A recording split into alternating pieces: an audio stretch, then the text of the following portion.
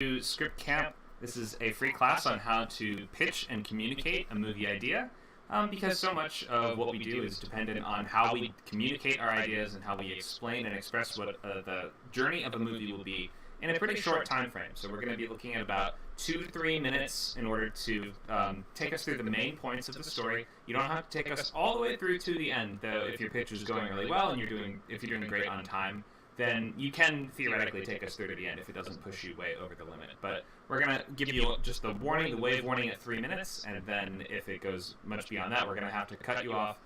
So make sure to time yourself and practice these out beforehand if you want to make sure you're getting the best possible version of this out there and to get the best possible feedback. So by just putting in that extra, the 15, 20 minutes of practicing a pitch, you can get it to that next level and make sure that you're keeping the audience's attention, drawing them into the world, and just effectively informing them what happens in this story in such a way that if they were in a position where they could buy that idea or they could ask to read that whole idea, or maybe they just want to know what other scripts that you have, they would be interested enough to do so, and they would feel as if they're in good enough hands that they would feel good about asking for more from you. So that's all to say that screenwriting is a super, super social form of writing. It's not all just going to be sitting at home secluded in your dark attic by yourself.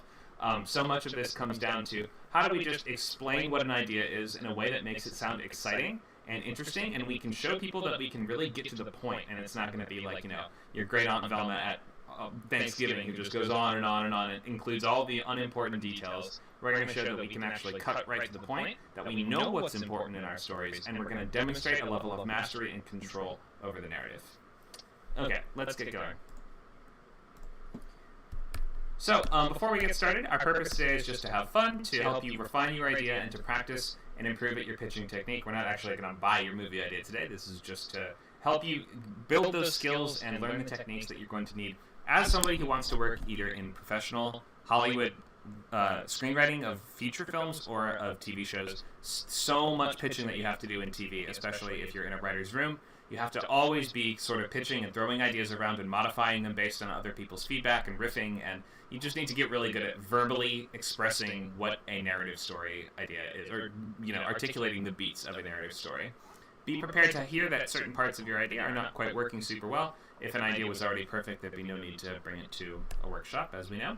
But we're looking generally for original, clear, and high-concept pitches that are going to bloom in the mind to suggest a whole compelling movie. So you take us, generally, you will start us off with just the title and genre, which are the most important, just first things to read. And it's going to come with comps, too. Comps being 2 other movies that you will compare yours to, or 2 other TV shows, which might clarify the tone or otherwise your intentions behind the project.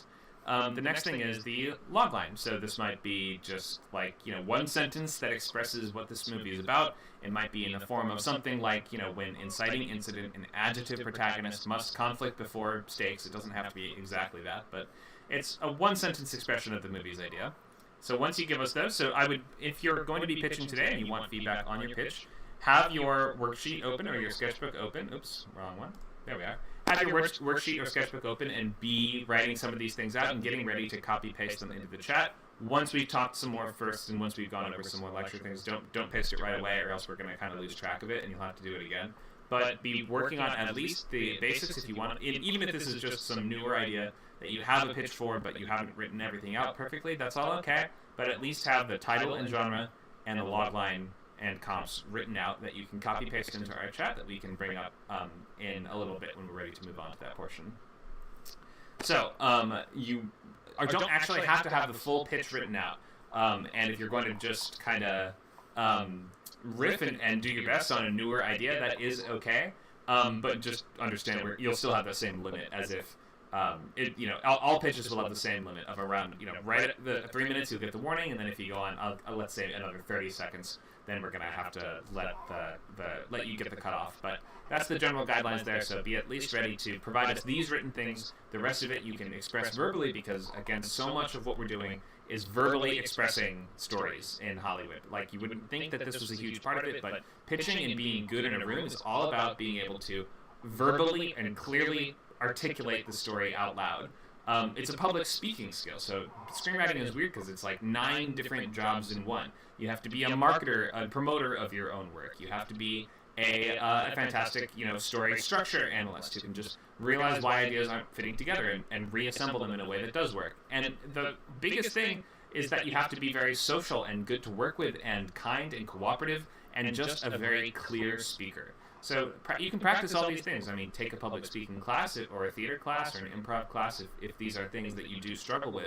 But these workshops like this are intended to help you just kind of work on those skills and build those calluses in such a way that you won't freeze up or get too nervous when it comes to actually expressing an idea. And you're going to have done this before, you're going to have practiced this, and you're going to know what to watch out for. So the pitch itself, remember, give us title, genre, logline first, then just wait for a second as I read that back. I usually have to read the logline again in order to fully make sure I understand and ask just a couple clarifying questions right off the bat. Once those clarifying questions are done, we'll say, okay, we're ready for the pitch. Go ahead, and you'll have 2 to 3 minutes of 3:30 being that hard cutoff to take us through the story and focus really clearly on that central journey of the main character. Try not to get distracted with too many subplots. Don't spend half your pitch on the opening scene. Don't get too hung up on setup at the very beginning. You need to just get us into the movie within the first couple sentences. We should be moving from our first act into our catalyst into our break into two by like 4 or 5 sentences usually is how long that's going to take. It's not a hard rule, but just keep in mind we got to get to the point pretty fast, faster than you probably think. And then you'll take us to about the midpoint, and then from there you want to suggest the trajectory of the rest of the narrative and say, and then they have to overcome this and this on their way to doing that, and that's the rest of the movie. That's like how you'll kind of summarize the rest of the movie. Unless you're doing great on time. If you're doing great on time and you're not even to 2:30 yet, then you have plenty of time left. You can go ahead and take us through to the end if you want. But basically, think of this as it's like a verbal trailer, and you're trying to sort of summarize and take us through the greatest hits, the coolest bullet points of the story in a really truncated and concise way to make sure that the audience is not missing any of the key twists, but not getting too bogged down in the minutia or the geometry of and then they have to get to this place, but they don't take a bus, they take a train. Wait, no, they don't take a train, they take a blimp. Don't get too hung up on how we logistically get from one scene to the next. In the pitch mode, we can sort of fill in a lot of gaps, so you can feel very free to kind of abridge and truncate and summarize a lot of story information. Okay, so yeah, and stick to that main character. Try not to give us a full picture of every single subplot, or else we'll probably just get lost. During class, you can use the chat channel for the classroom. Just mouse over the voice channel that says classroom, and you'll find a small white word bubble that says open chats. And you can use that to leave your text, comments, and questions, and also you can use that to post your log lines when we get to that part of the class. Joel has a question, will there be a TV version of this, or will it be covered in this lesson? So I'm mostly focusing on features today. We have done a bit of TV pitching in our TV bootcamp classes before, but it's a bit different in that how you approach those, because a feature story is one complete story, whereas a show is more focused on sort of the engine that will keep that show going throughout many, many years. So yeah, later we might do just a more TV-focused version, or we have in the past, and we might do more, I should say, TV-focused versions of this class. You can pitch a TV show today, but the slides and the information and the lecture portion I'll be doing is going to be focusing on features. So maybe you can sort of apply this to your pilot if you want to. But TV pitches, yeah, much more focused on fascinating character, interesting world that character lives in, and sort of highlighting and emphasizing what is going to keep the engine of that show burning for years and years of episodes. So that's less important in a feature as is the character journey. So we're focusing on journey over engine in feature pitches, I would say. Good question, though. Any other questions so far before I go more into how to do this and what to focus on, what makes a good pitch?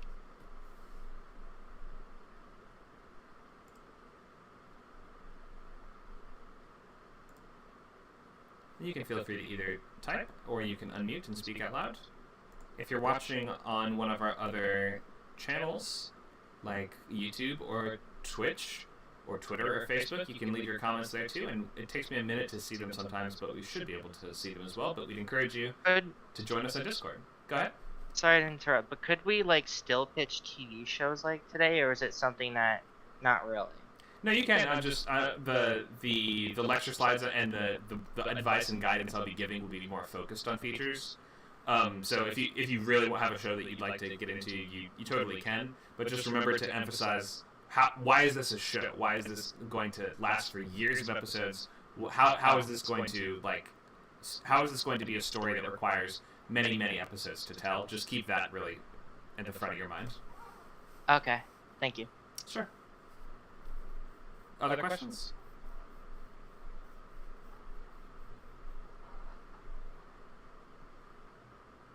I was gonna ask how one might pitch like a limited series or something akin to that, where it's Oh like yeah, you I know was just gonna ask that. you're Like a planning like a one-season show? finite amount of episodes. Mm-hmm. So it's going to be more similar to a TV show than a feature, at least in my experience. Because it still has a pilot, and a limited series could still be 8, 10, 12 episodes long. There's no real rules, I don't think, on how many episodes they could be. But I think, and I've never actually pitched a limited series before, so you probably want to ask somebody who knows this a little better than me. But just if I had to give an answer right off the bat, I would say probably to approach it a bit more like a TV pitch. Like, we want to really focus on that pilot, which is the first, hour and a half to potentially up to an hour and a half if this is a longer sort of miniseries or something like that. So really take us through the journey of that one, and then you want to sort of suggest the trajectory of the rest of the show. I don't think you would want to probably take us through the entire series in just this shortened version of a pitch, unless, for instance, you've had multiple meetings about it already, and the producers you're meeting with are like, okay, take us through the whole thing. I think that would be like several rounds of pitches down the line. For the very first one, you probably want to just focus on that first episode, that quote pilot, so to speak, and then sort of tell us where it's going and sort of suggest the arc of the rest of it, rather than try to take us through every single episode. Oh wow, Siri thought I was talking to her. No, Siri. I hope that answers that question. I feel like it didn't that well, so you should probably ask somebody who has pitched limited series and miniseries in the past. It's sort of its own beast in some ways. I'm not exactly sure how if companies are necessarily production companies are taking pitches on limited series as much. I'm not quite sure the specifics of those, so definitely ask somebody that knows a little better. But for now, I say probably approach it more like a TV pitch. Other questions?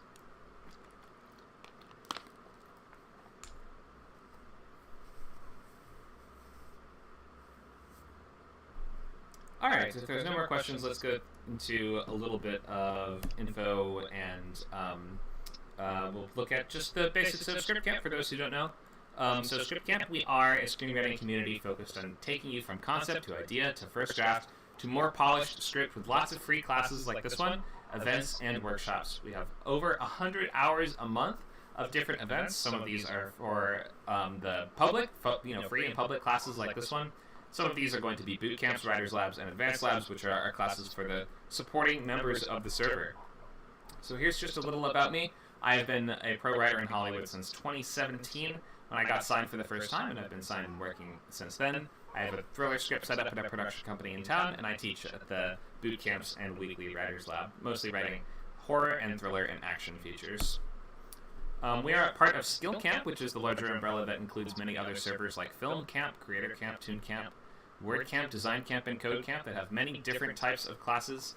We are a non-profit organization with free and low-cost classes to help you learn skills and reach your life goals, with new classes coming soon, free and for supporting members. So drop by our new servers and say hi. We have a bunch of classes going on now, such as the Coding Bootcamp series, Sundays at 1 p.m. over on Code Camp. Learn about programming languages no matter what your experience level is. We have animation classes Tuesdays at 3 p.m. on Toon Camp. That's our animation-focused server. We have new novel classes. A bunch of them just got announced or are getting announced very soon. New fiction writing classes will be Saturdays at noon for the next month, with a new novel boot camp, writing a whole book in 12 weeks starting on February 11th. Meanwhile, we have pilot boot camp Fridays at 6. We have feature boot camp Sundays 11 to 1. And coming soon will be new script analysis classes, which should be meeting probably Thursdays on Script Camp in February. So we have plenty of weekly classes. A bunch of these are free, and some of these, it's only really the boot camps and the labs, and access to the video library that you're going to need to sign up for membership to get. We have plenty of free clubs and events per week as well, such as Fantasy Workshop, Horror Workshop, We have 2 script swaps per week, sketch comedy workshop, writer's lab, and advanced lab. There's just so much to do on all of our different events and workshops, so we hope to see you in some of these coming up. And make sure to just go to scriptcamp.net to find the full calendar of all of our upcoming classes and workshops. Here's a bunch of the new ones coming out. So we have Best Protagonist for the Story. That's going to be day after tomorrow, Friday, January 20th at 11 a.m. We're going to look at how to match the right main character for the right story. It's going to be a free public 2-hour class. We have a bunch of other free classes coming out, such as subplots in movies and TV shows, which I've never done a full class on before, but have been definitely meaning to. That'll be next Wednesday, the 25th of January at 6 p.m.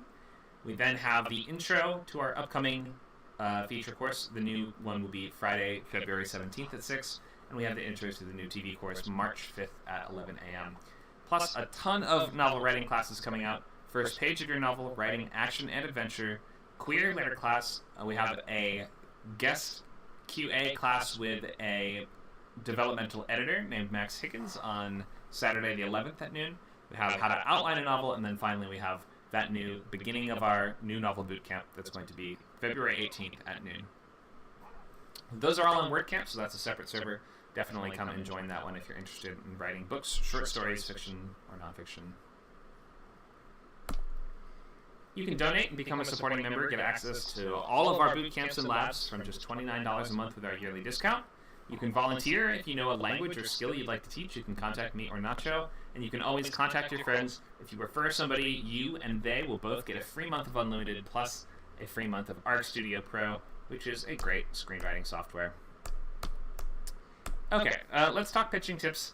I will do an example, and I would expect in about 20-25 minutes to be posting your loglines and getting ready to read out those basics. Remember, the way that we'll do it is you'll post your logline, the titles, and the genres in the chat, and we'll wait till a couple of those are posted. I'll pick one, call on one, and then you will just read those basics out for us. I'll ask clarifying questions, and then I will say go ahead into the pitch. You'll have 3 minutes to do the whole thing.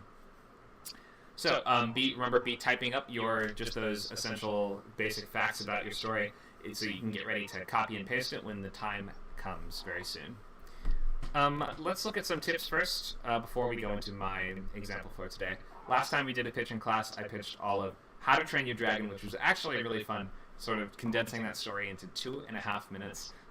Really allows you to just focus on the bare essentials of the journey. Just if we zoom in, laser focus onto the protagonist's journey, it doesn't really allow you to build out every side relationship, but you just kind of get from point to point. You cut all the fat away, and it was a lot of fun doing that. So this time I'll be doing a different genre, different type of movie entirely. This time I will be doing a full pitch for The Ring by Aaron Kruger and Scott Frank from 2003.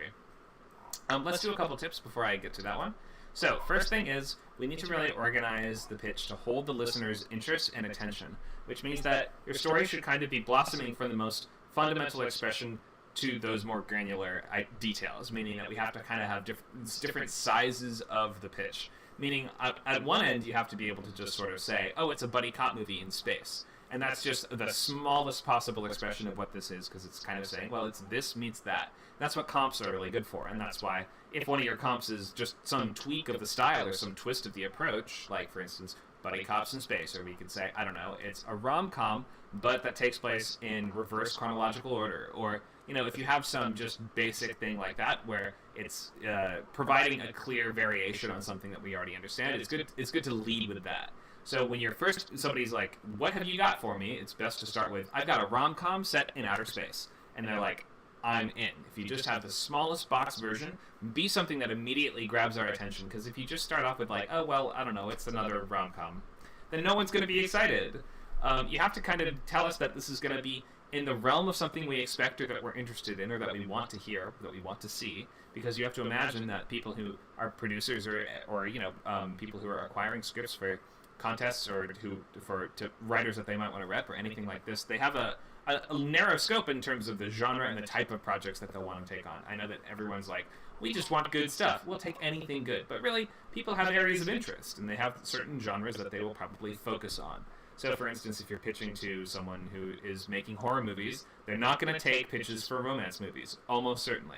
And if you're, you just have to kind of direct your pitches and think of them very carefully like that. And if you are in the right audience, then just having something like it's a rom-com set in space might be very enough to get that person to lean in and be open and receptive to hearing the rest of your story. If they're like, I've heard a million rom-com pitches today, but I haven't heard anything that has grabbed my attention and blown my mind, then you might, by having that really kind of concise version of the script, the smallest possible box, then it is a really easy way to get someone to engage right off the bat and to start to build the confidence that you want to establish and maintain throughout the entire pitching time that you have. Give me a sec. Okay, so instead of diving right in and presenting every aspect of the story, it's best to start with, it's this meets that. It's this in space. It's Die Hard on a blimp. It's whatever it is, as you're just kind of like the very first things that you lead us with. If you don't have some incredibly simple way of boiling it down like that, it could be that your idea just isn't really simple enough, perhaps, or it might be that you just have the rare kind of story that there's absolutely no way you can boil it down to that, in which case you kind of got to just pick something. Find some just concise way of, in just a few words, expressing what the movie is. Beyond that, you should kind of lead us with comps or a brief explanation of the tone, if that's helpful for us understanding what it is. If you say something like, it's a pulp adventure movie with a tone like The Mummy, that's going to be very different than if you're writing, a really serious, dramatic war film.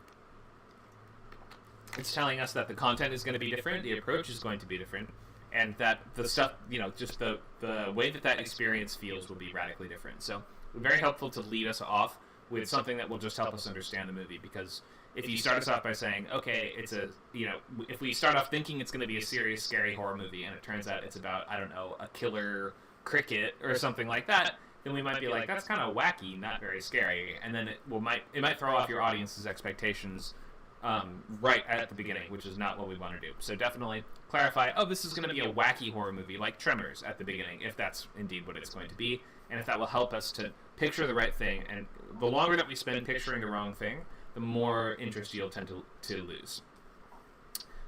We can make sure that we're laying out the story's walls very carefully, so in terms of a time frame or boundaries or a ticking clock, these are really useful things to include, especially pretty early, like as early as they make sense to go in a script or in a pitch, because it means that it sort of helps us picture the entire thing. It doesn't make it just feel like this is going to be an endless series of episodic incidents. It helps us if we know the time frame and if we know those kind of walls and boundaries, especially for something contained like a thriller, like a lot of thrillers really benefit from having some sense of propulsive ticking clock to the proceedings. Then it is those just help us picture the movie and help us see it in our minds more clearly than others. If it's going to be something like if it's going to be something like this is a sweeping epic drama that takes place over the course of 5 generations, then it's still helpful to know that pretty early on so that we can expect these drastic shifts in time in your narrative. We don't really need to know any background or context that doesn't really help us, though. Like anything that isn't super essential, anything like how you thought of the idea, if it's not particularly relevant. I mean, if you are a nuclear engineer and you got this great idea while you were staying late in the silo one day or something like that, maybe that would be kind of interesting or relevant or explain why you're the person to tell the story. But if it's not anything super special, it probably doesn't really matter that you thought of this while you were riding a bike with your dad or whatever it is. So don't lead us down a path if you're not actually going to take us somewhere interesting. And last, you don't really need to use character names. It's okay to use 1 or 2, but we're not going to remember more than 1 or 2 names in a pitch for the most part, so don't expect us to. And if you end up using more than 1 or 2, then you may have to remind us who you mean when you get to that person again. And unless your main character is somebody famous or some public domain character, like, I don't know, Dorian Gray or Harriet Tubman, then in which case you would say, you might call them out by name so that we understand what we're watching, or we might get the fact that it's a biopic about that person's life. A couple other things, really focus on that main character. The only characters we probably really need to get too much into are going to be the protagonist, the antagonist, and the central relationship. Beyond them, you generally don't need to mention anyone by name. Now and again it comes up and it's okay, but try not to feel like you have to build out this really comprehensive picture of every subplot. Definitely ask yourself if this is, I would think that these are your own original movies. I'm going to be pitching a movie that already exists just for the purposes of demonstration, but you should be pitching generally your own movies. You want to imply that internal journey that will intertwine with the external one. So if it's unclear why this person is the one that needs to go on this journey, then it may be that your character has not been matched well enough to your story, in which case you should check out the Friday class at 11 a.m., which is going to be looking at just this, which is how to pick the right character to go through that series of events, and to make sure that we're making the best use of the story space that we have put that character in. Motivation and urgency should be pretty clear as well from a pitch. Like if it takes an extra sentence for us to understand why your main character has to act and why it's so important and urgent that they do, and that they do act now, and that there will be consequences of some kind in the sense of stakes that matter for that person, like relative to things that matter for them. High stakes is what we're generally looking for. We're looking for movies that are about important decisions and big journeys, and often a movie is going to be about the most important events of that character's life thus far. There are exceptions to that now and again, and a lot of the time it's we're sort of saying the movie is a character's sort of origin story, that they go on to have way more adventures after this story is done. And that's okay, but just for the purposes of this, like, you should understand that it needs to feel like it's important. Generally, movies don't benefit from feeling like that we're watching something trivial or everyday or something that doesn't matter. We want to make it feel like the story matters and that the world has altered in some way by the end of it, whether that means the world itself or maybe just the relationships of the characters or something that they realize about themselves, or otherwise we just kind of have a clear character journey there that demonstrates that something has altered, that there was a point to all of this, and that we, from having watched this, will have come to understand something perhaps about human nature or life or the world or something. It doesn't have to be some incredibly profound statement about the life of the universe, but it should be clear that there was some sort of thematic journey that was present here, even if you weren't able to sort of really clarify every single step of it. Okay, so I think I have one more slide of advice for this, and then I might go right into my example. So, couple common problems. I've gone over a few of these before, so I won't spend way too long on these. But if it's just kind of an idea for an idea, that means you don't quite even have enough for pitching at the moment. If it's just somebody should make a movie about this, then it's like, well, yeah, you should do that. You should tell us what it is, because we can't really rely on the audience to fill in all those blanks for us. You have to be able to take us through 2 to 3 minutes of actual content for the story, where we can see the character moving and encountering obstacles and overcoming these obstacles, and it feels like it's going to create the kind of genre thrills that you have indeed promised in the first place. It may not be a problem, or it may be a problem, I should say, if you have no clear hook where the story just sort of sounds down the middle, where, and we see this, I call this shark problem sometimes in loglines or something like that. I don't know if I've ever actually called it that before, but this is something you see sometimes where it's like, when she's attacked by a shark, a woman who hates sharks must survive the shark attack or else be killed by the shark. And it's like, yeah, that's what that would be. And everything is technically in place there, but what's the hook? We've seen person needs to fight a shark movies before, just like we've seen a million detective movies before, just like we've seen a million fantasy movies before. We've seen a lot of every genre before, and if it sounds like you're just describing a type of situation or you're describing the genre itself, then it could be that you aren't either, that your story doesn't have a clear enough hook, or it could be that you aren't putting that hook clearly enough at the center of your pitch. And that it isn't clear, like, how your character is going to solve this problem. What unique tactic or limitation does your character have? Not just as Die Hard with sharks. Yeah, we could do that, sure. What if we did, let's do Die Hard with sharks. So now, not only is this lady, stranded on an oil platform surrounded by sharks, she's got a bunch of guns and she's got to take them out one at a time, sort of tricking them and pitting them against each other. I don't know. Who knows? Maybe there's something there. You got to just find something to make yours sort of sound like it stands out, and like it's going to be something we haven't seen that exact movie before. If it turns out that in the pitch it actually is this incredibly layered and detailed and intriguing story, then it may just be that your expression of the pitch isn't bringing out the hook. It may be that you don't know what the hook of your story is. And that is a problem that we do see sometimes, especially with drama writers. Drama writers sometimes are just like, I don't know, people clash and collide and it's complicated. And we're like, no, you have a clear hook here. You just need to find a way emphasize it and communicate it in a way that would get someone who buys pitches to be interested in buying yours or reading the rest. Okay, so what else have I got? Shall we just go into this pitch for the ring? I think we probably should. And I'm going to time myself just to make sure I don't go way over. And I'm going to make sure that I'm trying to cap out around 3 minutes. I might go just very slightly over, but 3:30 is going to be that final call, the final cutoff. So if we remember from last time when I did How to Train Your Dragon, this is something that I didn't write this movie, of course, so I'm going to be pitching someone else's story. And for your own, since you are in full control of it, you should be aware of, or you should at least try your very best to be aware of the things that don't matter or that you can cut out and still get the gist of what happens in the time frame. So you're not going to be able to include every single scene or every subplot or every character. You kind of have to cut a lot of this away and emphasize just the most important moments. And that's what so much of screenwriting is going to be, especially in this pre-writing stage where we have to be delivering, a full summary of the story info, but we have a limited time to do it. It's all going to come down to excision of stuff that doesn't belong and stuff that isn't helping you. Okay, so suffice to say, I'm going to thoroughly spoil the plot of The Ring from 2002. One of my absolute favorite movies and one of the best movies ever written. In my opinion, it is absolutely great. So I have written down some bullet points. I don't want you guys to be looking at them just because I guess I don't want you to be too distracted by them. I can show you guys after what I wrote down just to have the basics. I'll at least post the... Oh, I have the logline on the slide. We're good. So I'm going to try not to be reading directly off of them. I'm just going to use them as kind of a reference point or like cards that I can come back to. It's like when you're giving a speech and you have the notes written on your hand or whatever. So we don't want to be too robotic, but we also don't want to be too sort of loosey-goosey. You want to try to find a nice in-between point in terms of your delivery. You want to slow down and make sure you're getting everything out there and we're not missing any important stuff.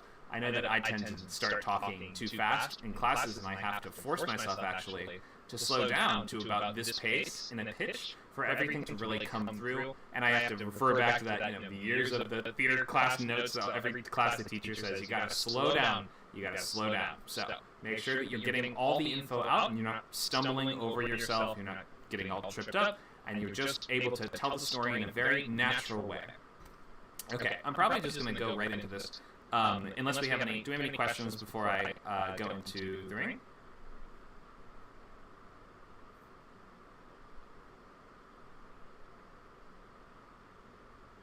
No questions. Okay. I'm just going to go into this story here then, and I'm going to put my clock on, and we'll start right now. Okay.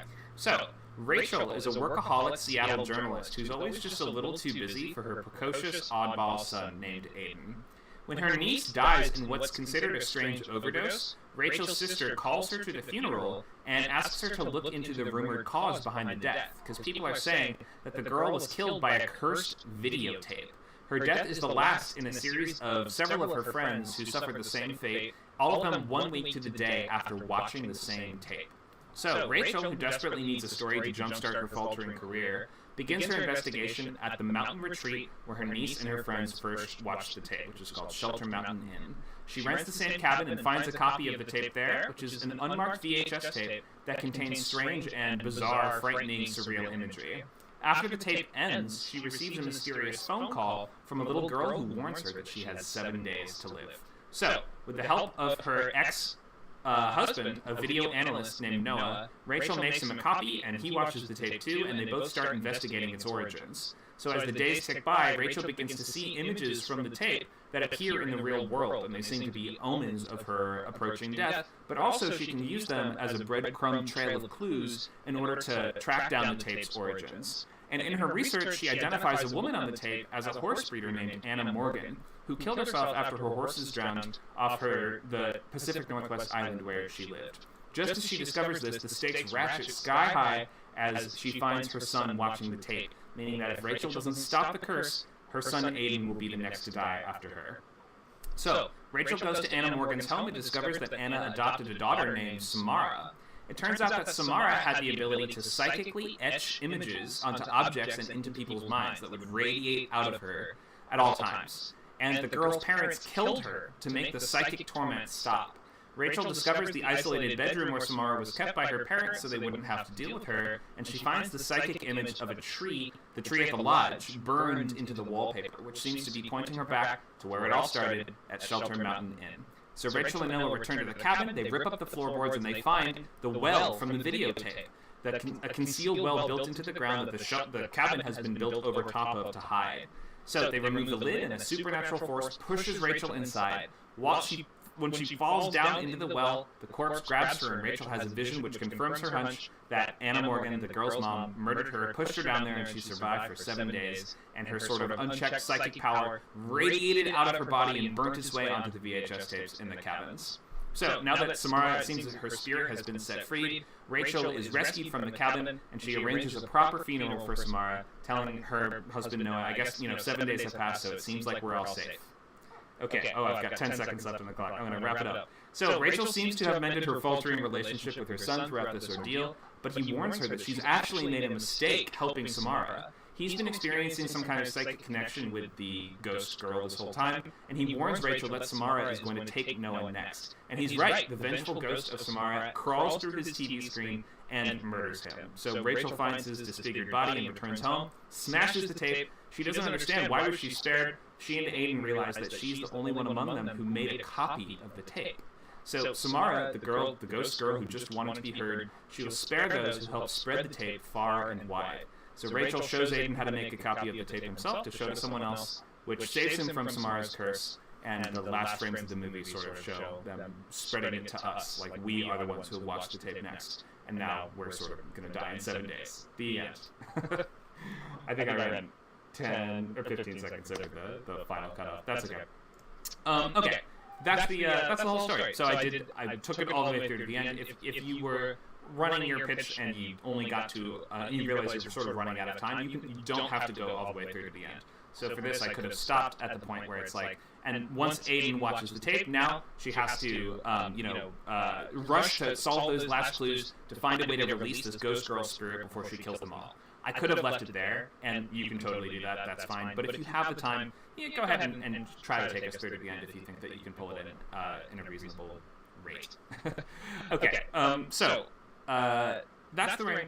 I want to just take questions on anything that we're doing today before we start to post those log lines and getting ready to answer those questions about them and moving into the pitching portion where you guys will do exactly what I just did.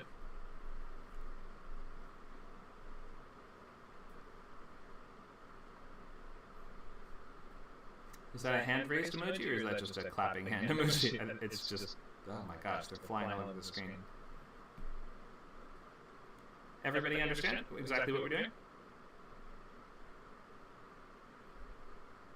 Oh wait, I have a question. So like, let's say like it's a really detailed story, but it's like at the same time you're pitching it, but you realize it's not that you're going towards the end. It's like, what if you're pitching a story, but you have like an extra minute left, but you're sort of done already pitching it? Oh. Could you like go into other details as well? I would. Or like, if you get to the end, it becomes very difficult to say, oh, also let me go backfill some extra details now that I reached the end. You know what I mean? Like, I think that means it's a sign that you should probably just prepare the pitch a little differently for the next time.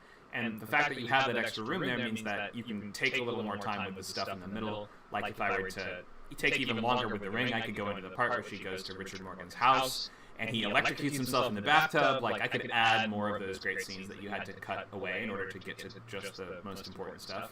So if you find yourself already at the end, I would probably suggest cutting it there rather than trying to say, by the way, add this in. Okay. Thank you. Sure. Other questions?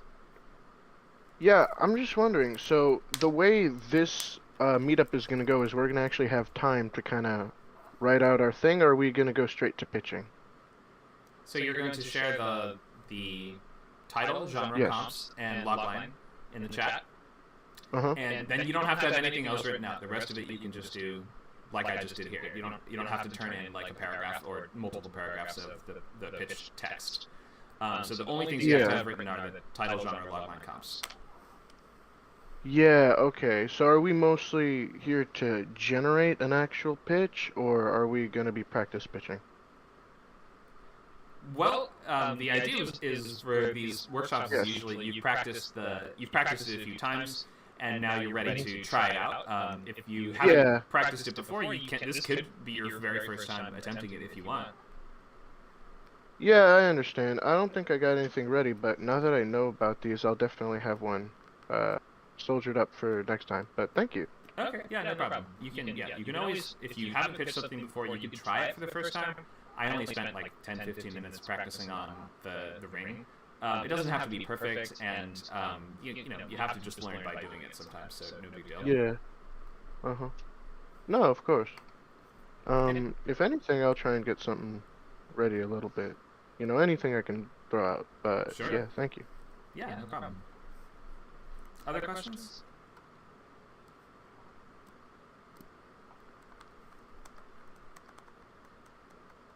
Okay, if there's no other questions, let's post loglines in the chat. Make sure to include title, genre, and comps.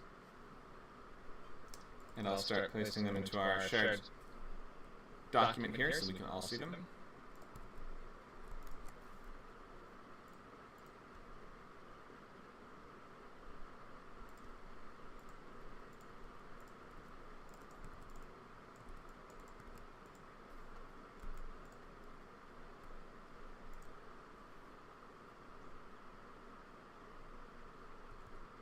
Okay. Thank you, Nerdy Boy Crafter. Let's see. Anyone else have logline, genre, and comps to share with us? You can go ahead and post that now in the classroom channel. Mouse over the voice channel that says classroom. Find the white word bubble that says open chat. You can paste all of the text in there.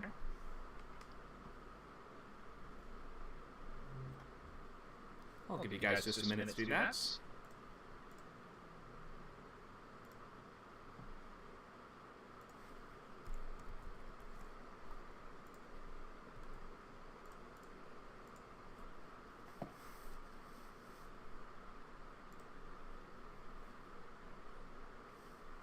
If you're watching on one of our other channels like Twitch, Facebook, or Twitter, you can also share logline, genre, and comps in the chat of the client that you're on, or the site that you're on.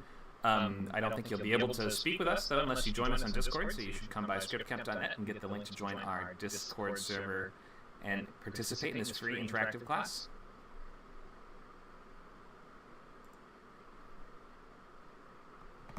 Alright, I'll give you guys about 10 more seconds, and then we'll go with just the posts as we receive them in order.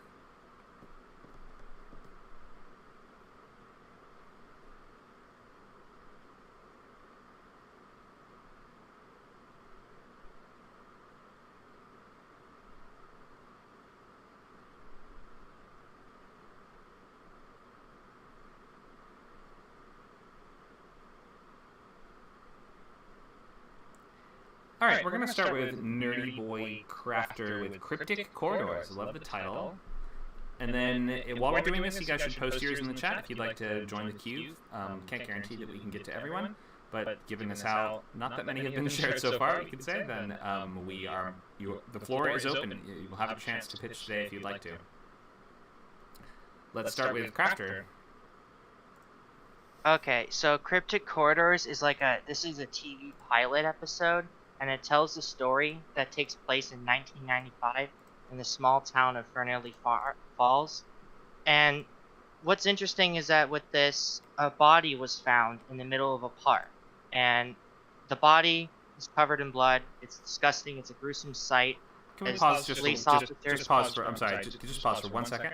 So the way that I'll do this is I just want to make sure I'll read the log line first, and then I just want to make sure I get that before you go into the full pitch, and then I'll put the clock on to make sure that you we're staying within our 3-minute guideline. So why don't we just start with the log line? Go ahead with that. So in 1995, in the small town of Fernley Falls, Oregon, this town finally found the body of the missing teenager Henry Anderson on video camera. Under mysterious circumstances, FBI agent Jason Moore sent down to investigate. Jason will soon find that Henry wasn't the only missing kid, and that he has constant dreams of a strange place with mono-yellow wallpapers, moist carpets, along with a constant reminder that something is horribly wrong. All right, thanks for that. Let me just make sure I understand. So the first thing is, so a logline should be, for a TV show, we have two separate loglines. We have the series logline, and we have the pilot logline. I can't tell which of these this necessarily is. I think this might be the series. This is the series logline, but the pilot logline is, probably the beginning part where he's going to investigate the missing body. The body and how he died. Right. Okay.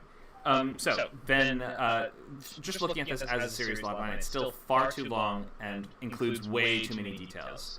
Especially when it comes down to, we're talking about what the specifics of the clues are, yellow wallpaper and moist carpets and things like that. Just way too granular of detail for a logline.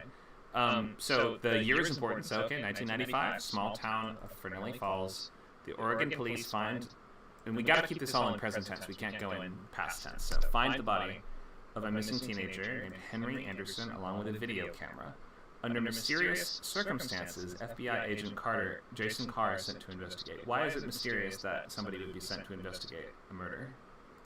Because it wasn't the first. Wasn't the first body, and a lot of kids have gone missing in the town. But what's even stranger is that it's not only this town; it's other towns around the states.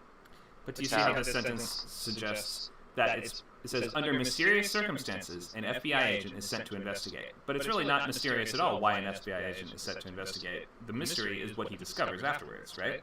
So I think it's just a misleading sentence. We just don't need this part here. Along with the video camera. Is the video camera relevant? Yes, it is highly relevant. For a logline, though? For a logline, yes. Why is it relevant for the logline? Well, it's relevant. Actually, it's not. Let's just get rid of it. Yeah. So and it might be if it's like, and maybe it would be more relevant for the pilot logline if it's like this is, and their only source of clues is this video camera that has an image of this and this on it, or something like that. That might be maybe more relevant for the pilot logline, but for the series, I don't think we need to go into the details of the clues. Okay. So in 1995, in a small town, the police find a body of a teenager. He's not missing anymore, but they find the body of a teenager.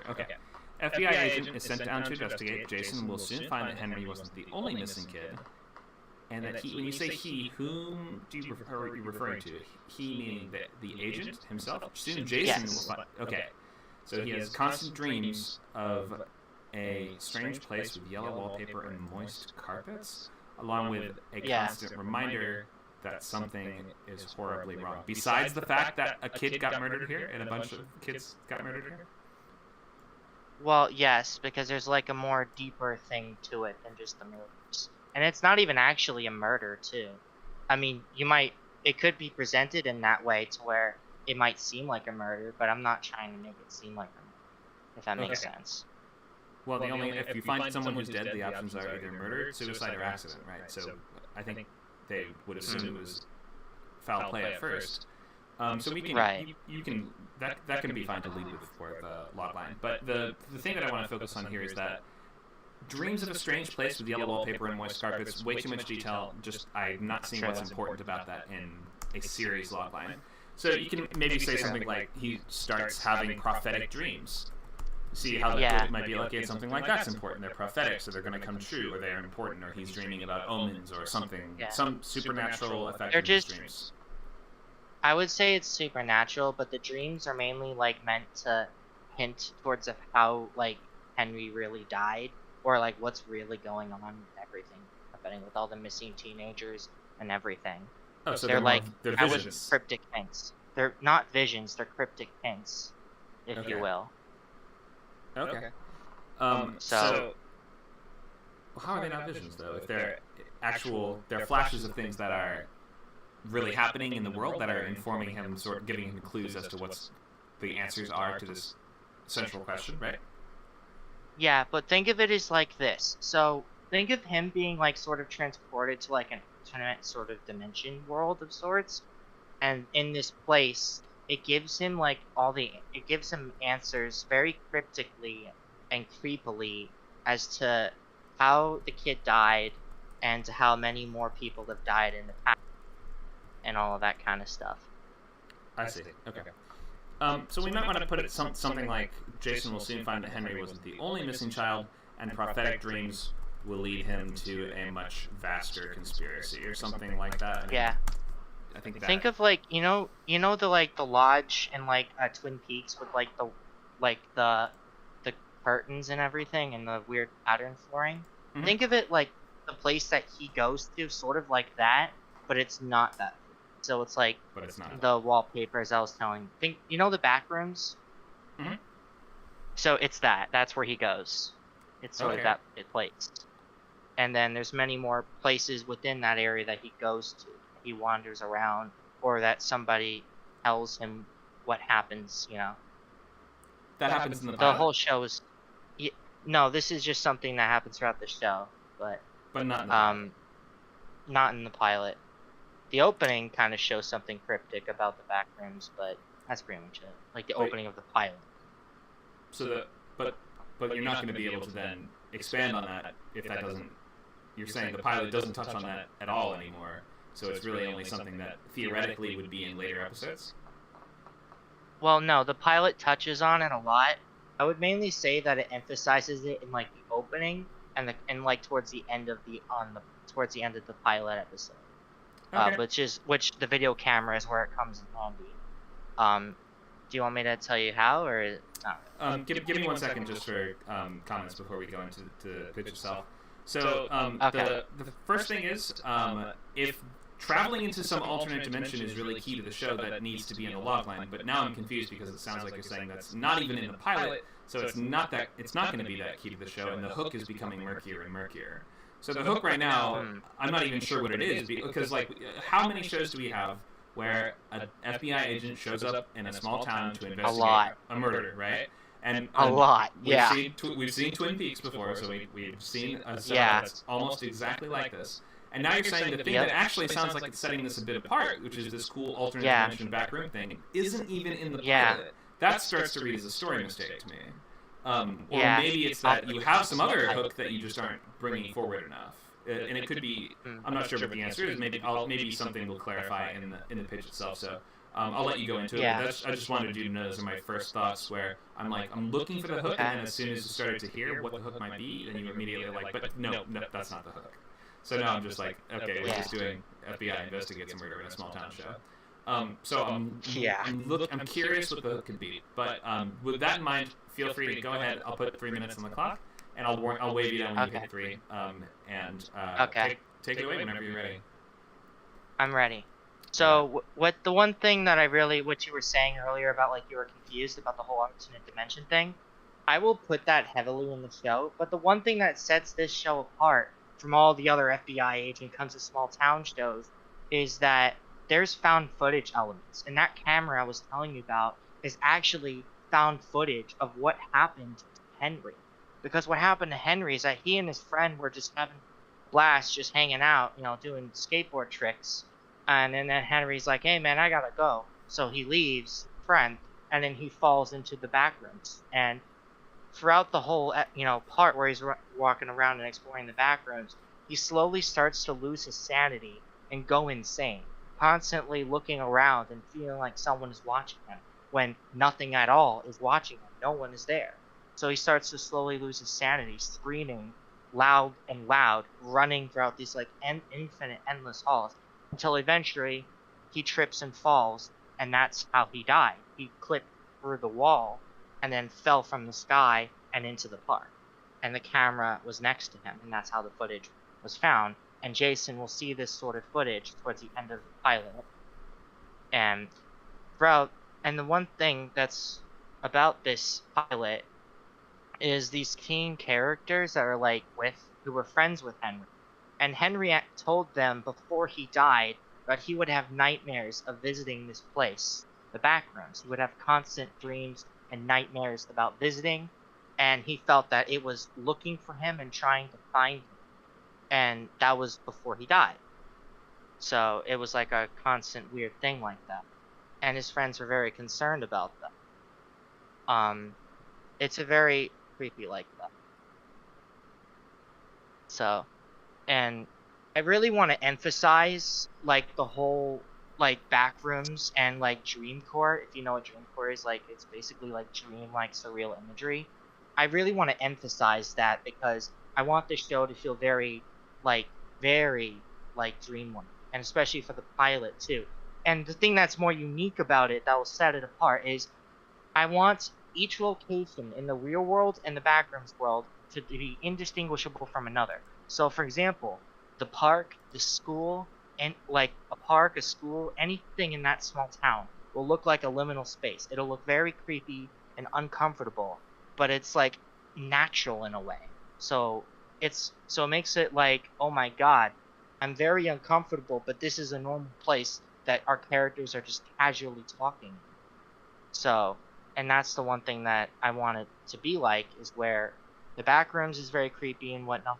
The dream life is very creepy, but in the real world, in the town, it's not so different, even though there's people in there. And there'll be like locations like an office building, an arcade, the school, all that stuff. Great. Okay. Thanks for that. So, I think that you have done a good job sort of expressing what would be unique about this, and I think that that if you were to really sort of bring that out more, that would maybe give us a bit more of kind of an original show if these things were a part of the story. But I'm not really clear how these things are part of the story, or really, I don't think you really took us through the story. So the pitch it's sort of like you explain what happens in the story as much as like now and again you can take a few sentences to clarify it's going to be like that, or I'm going to emphasize this, but we still need to know what happens. So like, who's the antagonist in this? Is there an antagonist? Yeah, the antagonist is like the location itself. I more of want it to be like, it's more of less of a person and more of like the place as a representation of people, and it's supernatural kind of in a way like that. It can manifest as a person, like it can be a person, but overall its true form is the backroom sort of place itself. Okay, so I would have loved to have heard about this in the pitch, because that sounds like it's hard to imagine what we're doing in it. Like I said, we really want to emphasize what makes this feel like a show, and if we don't have any sense of what we're up against, then it becomes very difficult. Like, Stranger Things, we wouldn't really have an idea of what the show was unless it was like the Demogorgon stole the kid from the dark dimension and brought him into the bad dimension. There's this faction of evil scientists that are trying to recapture the psychic girl who can get to the Demogorgon. It's like we have just a sense of who the characters are and what they're up against and what the obstacles are. Here, I think that when you're pitching this, and let me ask, I guess maybe have you written this already, or is this just an idea at the moment?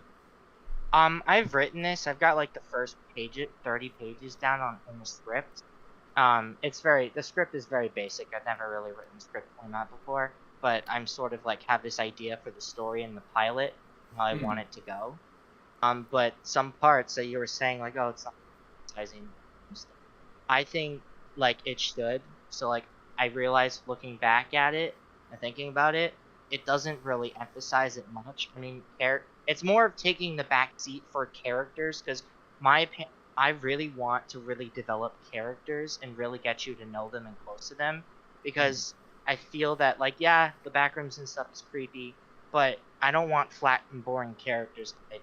I don't want you to understand them. Like, I want the characters to have emotions and to feel like real people with real flaws. And so like the first 30 pages basically developing. Like, it has the backroom stuff, but you're mainly seeing the characters and not so much that kind of stuff.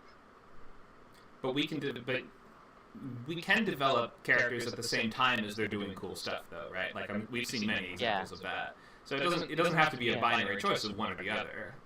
So I guess I would suggest, and maybe this is going to be feedback for your pitch, but also just feedback for your story, that you want to bring the thing that you've promised and the thing that is unique really to the forefront. So especially when you're pitching what the story is, this would be something like, an FBI agent is called to a small town to investigate a murder of a teenager, but he soon discovers this teenager had been exploring a strange otherworldly dimension. Like, we don't want to leave that in the background. You want to give us that right away, and then we understand, okay, so this show is going to be the detective is trying to figure out how do you get to that dimension, and once he's there, does he get stuck there for a while, and like, how does he, it's like, what's it called, Channel Zero, Season 3, Butcher's Block, or like House of Leaves, or like, these other shows and things that work with these, unknowable liminal spaces and things like that. That's all very cool. But you gotta give us more of the actual journey into it rather than dancing around the premise in the pitch itself. Yeah. So I hope that's helpful, and maybe that'll give you some ideas of how to maybe restructure and reformat what you have already. Because if you're saying it's the first 30 pages, we don't really delve into that, and we don't really deliver on the thing that people would be excited about just hearing about this idea, which is basically Twin Peaks meets, what's it called? The Backrooms. Twin Peaks meets Backrooms. Sure, you can do that. And if that's the case, then we want to get that. We want to make sure that in the pitch, by the end of like the first minute, we're like, oh wow, cool! This FBI agent is going to be exploring an alternate dimension. That's the hook of the show. Yeah. And maybe there's like, maybe you can sort of hint out as well. Bring in especially with TV, we want to understand how this is going to last for years of entertainment, which means we like to have a cast. You don't need to give us names of the cast. But you can give us things like, and then the main character starts to interview other people who have also explored the backrooms, and they have like a club of backroom explorers that have been, trying to crack a way to get in there, and maybe they think there's a treasure in there or something. Like, maybe just build out the world a little bit more. You can't get too crazy. We can't. I know I said don't add too much scale and scope, but it did feel like you finished early in this one, and I was left like, and where's the rest of it? Yeah. So maybe that'll give you some ideas. Does that help you out? A little bit, and the one thing that I planned this show from the beginning is that I just want it to be one season. So it's like I wanted it to be like, I'm not sure how long one season shows last. Like, sometimes they're like 13 episodes, sometimes they're 22 episodes, and then other times they're 10. So for I'm drama, still trying to figure out. For hour-long drama, it's usually going to be 8 to 12. For comedy, for half-hour comedy, it's going to be more like 22. Okay. But like for the show Supernatural, for instance, that's like 22 episodes a season. That's true. It's like that is a network. That's a network procedural. So that's gonna nowadays if you see a limited series on Netflix or HBO or Showtime or something like that, it'll probably be 8 to 10 episodes. It's usually 8 or 10. I've seen them go up to 12 now and again. But for a network show. Like something like Supernatural or Law and Order or shows like that. I know they're an hour long, but yeah, those are sort of more syndicated, like procedural type shows end up usually getting 22 episode seasons. Like CSI, I think also gets that. So yeah, it just depends on the network it ends up on. You don't have to worry about that for trying to break into TV writing though, because the nice thing that sort of frees us is the fact that we probably won't get any more episodes in the pilot. So you really have to put all the best stuff into the pilot. Yeah. I hope this is helpful and answers some of your questions and maybe gave you some ways to reshape or guide this the construction of this moving forward. Did you have any questions on this? Kind of, because I'm still like, because I'm a little tired, so things are kind of a little bit going over my head. So, the thing that what would be one thing that you would want to see from the show that wasn't because I think you were saying that the FBI agent trying to get into the backrooms was one thing. Sure, you mean just the plot elements that I think would be cool? Yeah. Yeah. Oh, sure, okay. Yeah, it'd be cool if there was societies of people who explore or have different relationships to the backrooms. I would love to see, the people's attempts to chart or map them out. Which I know always end up with strange disasters and stuff like House of Leaves, because you end up with these great sequences of characters walking around holding a thread like they're going through the labyrinth with the Minotaur, and then it gets mysteriously snipped or something like that. I like to sort of imply maybe societies. There's a movie, or is it a French show called Beyond the Walls, which you should check out, which is a little bit like this, and has a sort of like a feeling of like there's people that have been lost in this other world so long they start forming their own cultures, which is always kind of cool. So, I don't know, there's a couple just random ideas for you. Maybe people in the chat will have more just random scattered ideas that might help you out. Alright, thank you. I really appreciate you helping out, telling me what I need to do, because this was actually my very first pitch. I never really pitched anything before, so and I really want to practice more and more with this kind of thing because I love hearing criticism and stuff. Because in my opinion, constructive criticism, because it really helps me to be able to really put things into the forefront and some things into the background. Because I always like to consider myself as a really good story writer. It's just a matter of what's more important for the story and what should be left out or what should be put aside. Right, exactly. Yeah, that's what pitching is all about. Cutting things that aren't important away and just leaving us with the core of the experience. So yeah, practice it some more. You'll definitely get there. Yeah. Do you know where any places where I could practice pitching? Because I know there'll be events and stuff, but it's like I want to be able to continuously practice so I can You better mean like a regular spot for it? We have genre groups. Like we have a fantasy group, we have a horror group, we have a comedy group. If you have stuff that fits into one of those categories, then the groups for those classes you can just pitch stuff there week after week if you want. If it doesn't fit into any of those genres, we may have to start a new group for it, or I'm sure there's something on Script Camp that would serve that purpose. So we've got plenty of stuff going on. Keep an eye on the calendar, and you can also just, if you record yourself, like Nasha just mentioned in the chat, if you record yourself, you can just post it on feedback if you just want to get sort of feedback from anyone on the server that way. Yeah. So a couple options there. And one thing that I was thinking about doing was that on YouTube, a lot of these YouTubers do like the backroom stuff, like Kane Parsons. Have you heard of him? He did a series on the backgrounds.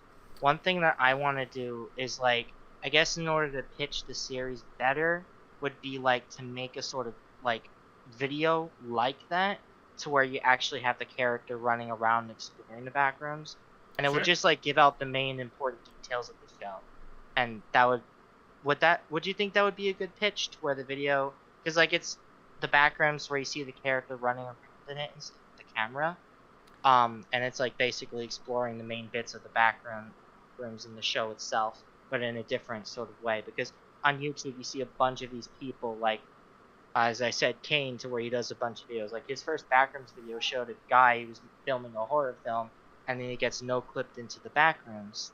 And then when he gets no-clipped, you see him explore and get chased by a monster. But of course mine's going to be different, but it's still the same kind of format. If you can pull that off, then yeah, sure.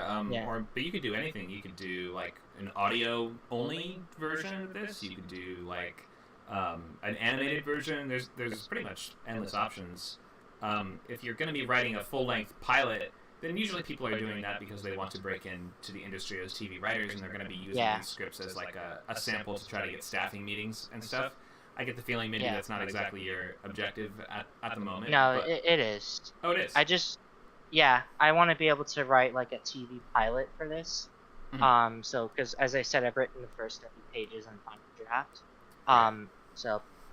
But I'm just trying to really figure out the story, because right now, I'm just going to be honest, it's sort of, I wouldn't say it's a concept, but I wouldn't say it's fully fleshed out either.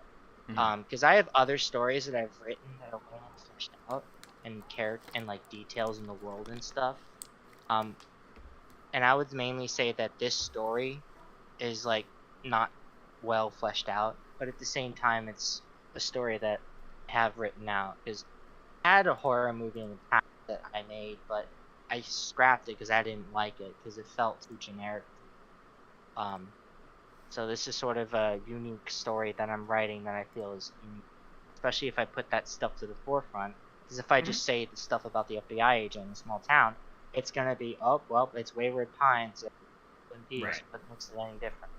You know? Exactly. Yeah, I think you got it there, and yeah, just keep working on it, and I'm sure you'll find some form or some medium that you can realize it in. And we have a TV writing class too, if you're interested. A new one starts on March 5th. That's a free intro class, March 5th at 11 a.m. if you want to just learn how to write TV, just 101 beginning to end. Yeah. Would that go over like formatting for the script and whatnot? Or we touch on formatting, but we don't like the way that we do the classes. The first half of the course is all just figuring out what happens in the episode and outlining and pre-writing. And we don't actually start writing scenes until the second half of the class. So it's not really as much about formatting as it is about structure. and organization and figuring out what happens on every page before we begin. Okay. But the best way to learn format, start reading pro TV scripts. I recommend read 3 of them a week. Yeah, because I found this one website that was like, I think it's a weird website, but it basically lists like every pilot for a TV show. Like I found like Quantum Leap. The show did terrible, but it's still like a pilot that was written out.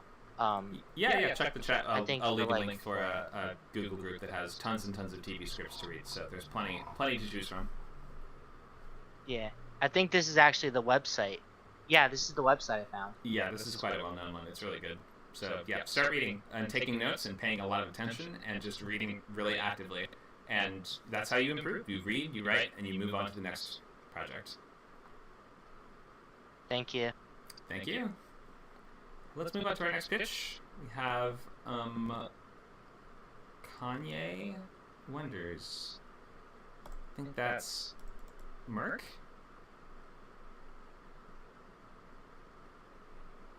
Yep, the one and only. All right.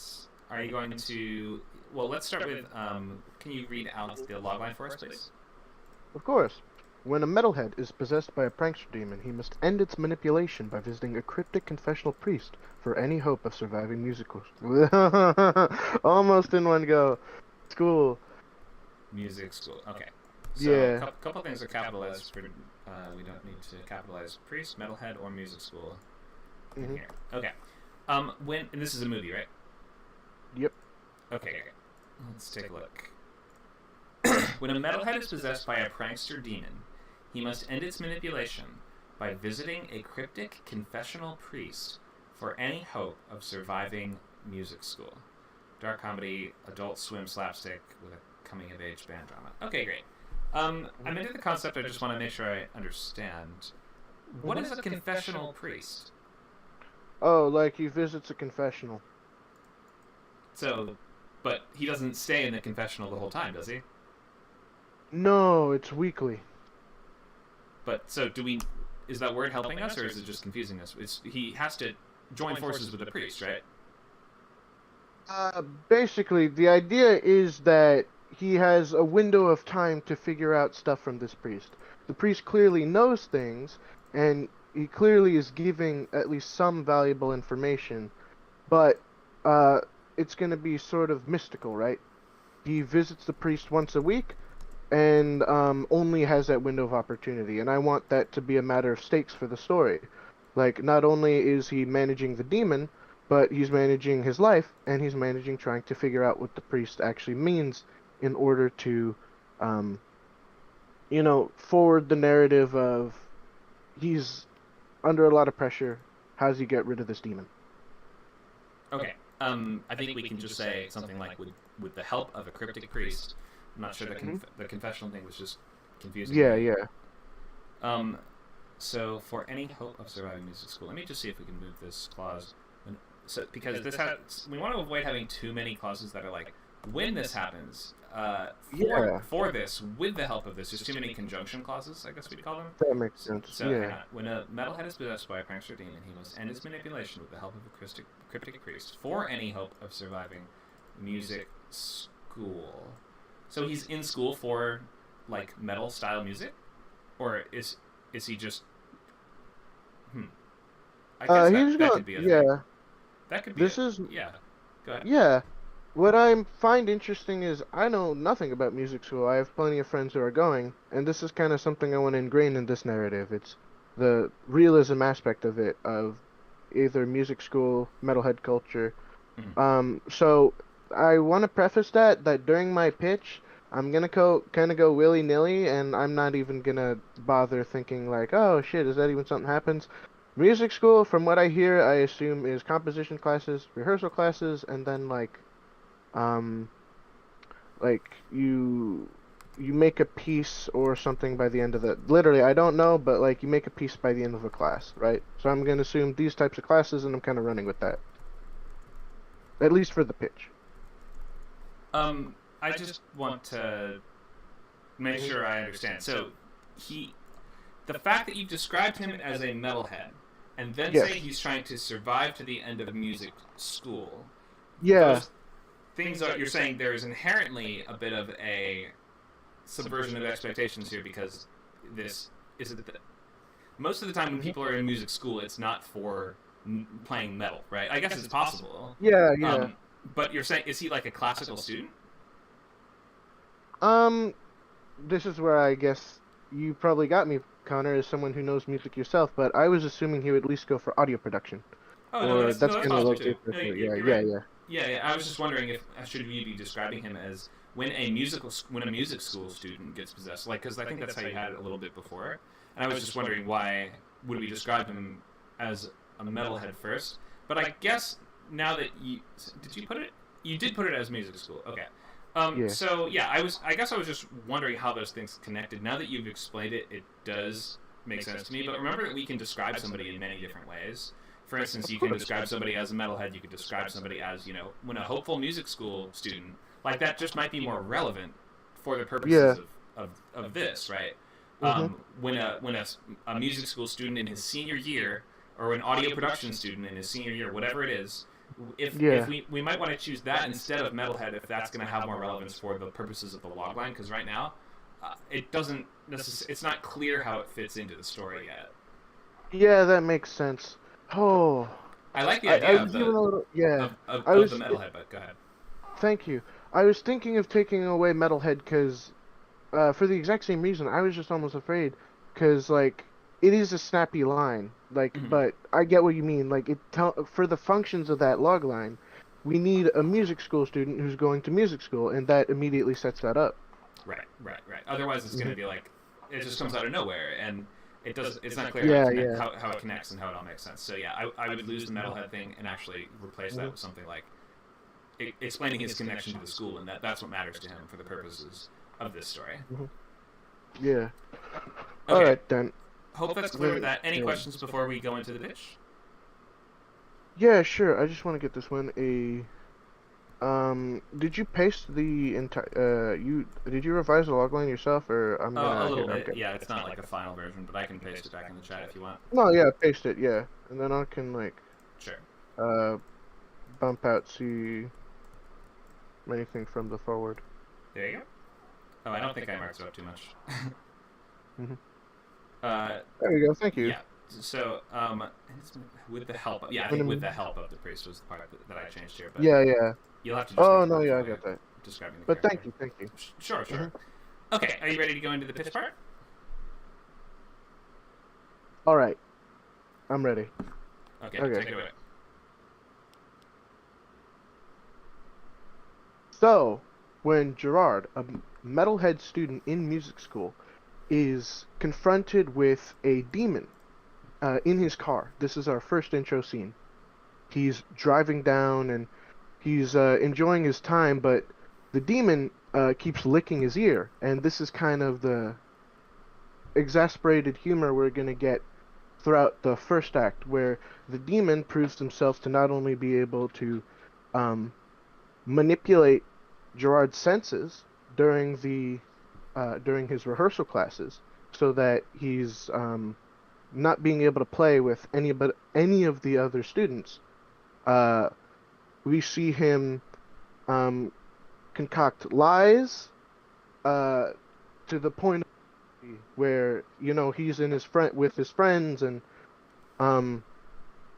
he's in with a group who's talking about metal, and says he's like he exaggerates to the point where he says he's not only friends with the lead guitarist of Behemoth, but that he also dang it, but You're good. yeah, that he also is on first name basis with him, and finally is in a NSFW relationship with him, right? And these are all kind of the demon's pranks, where his friends definitely believe that, but he's also on the aspect of like completely bullshitting. Finally, we have it so that he is prone to bits of expressing emotions that he would otherwise repress. And this is also played for humor, so I'm not even pitching, but like, you get, I'm not even using the language of pitching, but here we go. He's he's he so for instance, when he when he's in so for instance, when he's listening to metal music, he's relenting his aggression, but he gets so aggressive that he destroys his neighbor's headlight. He goes out and just destroys his neighbor's headlight. You have it so that when his mother, who he still lives with, dang it, that's probably a detail you should get at the beginning. That's okay. You get it, where his mother, who he still lives with, he who's basically taking care of him while he's still going to school, basically has it so that he's very pensive around her, which the demon turns into outright listening to all her commands. And this mother, who is old and blind, dang it, but this mother who is old and blind is basically convincing the kid to do whatever the hell he wants, because every time he gets pensive around her, the will turn that into outright brutal submission. That gets us out of the first act, where That was just all the first act? that was all just the first act. Okay, we gotta stop. Yeah, of course. So we're past the end of our time limit. Yes. So we don't want to spend the whole time on our first act, of course, because then Yeah. we don't have a sense of what the movie is. Mhm. So good job just going for it and just taking a big swing. It's a crazy idea, and I like the basics of the idea for sure. I think that let me just walk through the first couple things that happen in the story, and you'll tell me if I'm right or if I'm wrong. Does that sound okay? Of course. Thank you.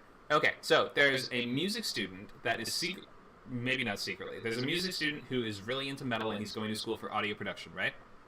Yes. He's really into his classes, and he really wants to pass. Yes. And he's doing well or doing poorly?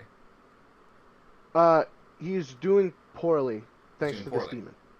Oh wait, hang on. Mhm. When does the demon take him over? Before the movie begins? So the way I want to see it is that he only acknowledges the demon's presence by the time of the priest.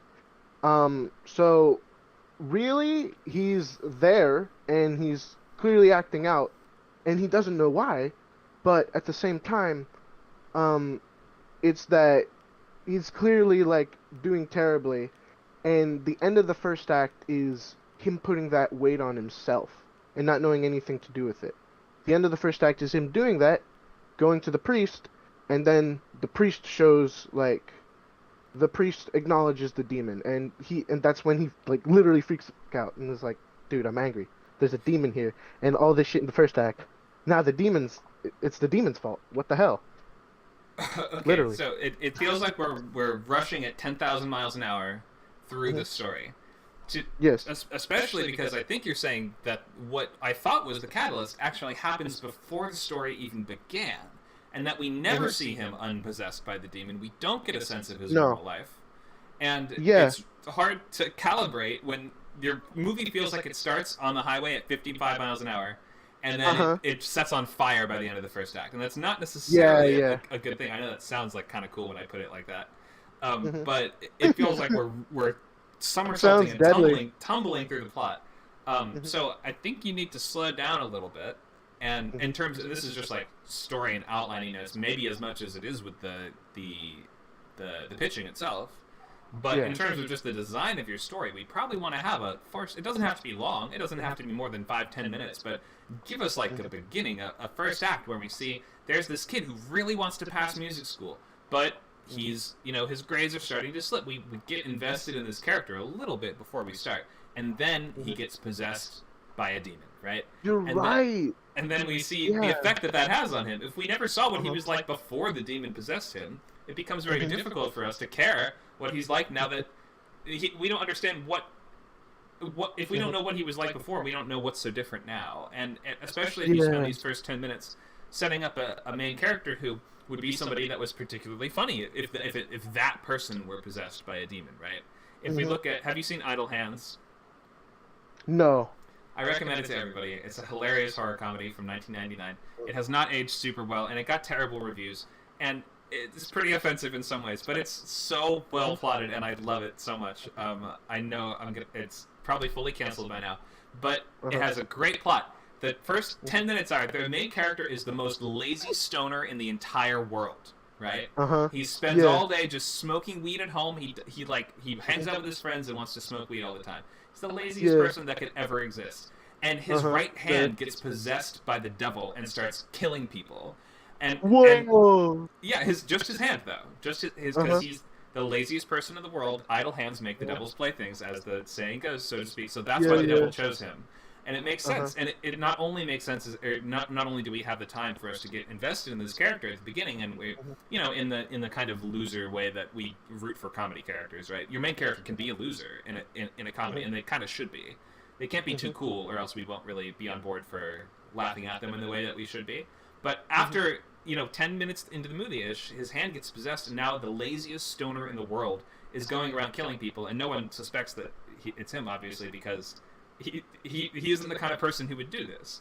So I think having that sense of who the character is before a massive change is really important for us to get the impact of that change. And that's where you might set up your main character is he a total nerd? Is he very introverted? And when the demon's taking over him, does it unleash all his stuff that he's holding back normally? Because we won't understand that he's holding those things back unless we see what he's like before. So I think that a solid, substantial first act will do a lot to orient us in the narrative and help us just get through it in our first couple sentences. And then I think don't feel too pressured by this, but maybe you can just kind of summarize for us what happens throughout the rest of the movie and just sort of take us towards the end. It's okay if it's not perfect or if you're not sure. You can say I'm not sure or I don't want to. But can you just suggest what happens in the rest of it for us? The idea is he meets the priest. He's balancing relationships that seem to be failing, but hopefully by the end there's something of he can start picking them up, right? That's what I think is the third act. Well, but how do he and the priest go about solving the problem of the possession? So he goes to the church. The priest is, he's all vague and mysterious. We go into this church and everyone leaves. It's all quiet. He's the last one to the door because he's just mopey as fuck.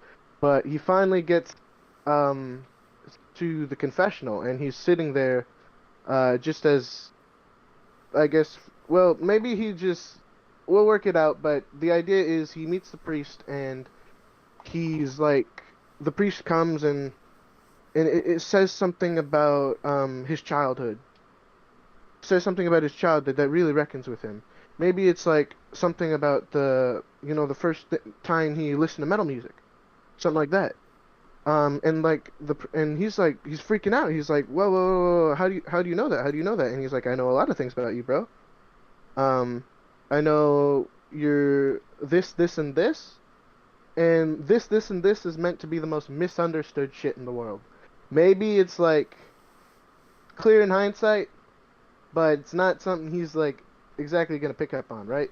Let's pause. I'm a little lost. So the question was, how are he and the priest gonna solve the problem of the possession? Oh, it's okay if you're not sure. Yeah. He's solving it, but I guess I'm not sure. The basic idea is that he gets to see the priest once a week, which is when the priest offers him to come. He's like, dude, I'm here this time, this week, for this window of time. You gotta be here, and you gotta know when the hell you're gonna be here, okay? Because if you're not here, this demon guy, he's gonna keep licking your ear and fucking up your life and shit. Okay. But so we just need, I think we're looking for a sense of a finish line, a tangible goalpost, or some kind of just objectives that will help us understand what the progress is through the story. So in Idle Hands, for instance, like there's this. It turns out there's this monster hunter that's looking for the spirit, this demon spirit that's going around possessing people's limbs. And so they need to, get the hand, and they need to get a book and do a ritual in order to make it disappear or make it get unpossessed. And so to do that, the main characters, they need to catch the hand because it keeps escaping. It they cut it off his body. That we can imagine the hijinks that ensue as they're trying to pursue that goal of getting it to the same room as the book so they can do the ritual. So I think you just need to have something that's as clear as that, right? Like, so this priest that they look in an ancient tome and they find out that he can get unpossessed if he gets a gemstone from a cave, or if he, I don't know, what does he need to do, right? Like, what thing does he need to actually do? Okay, so, quick 4 things.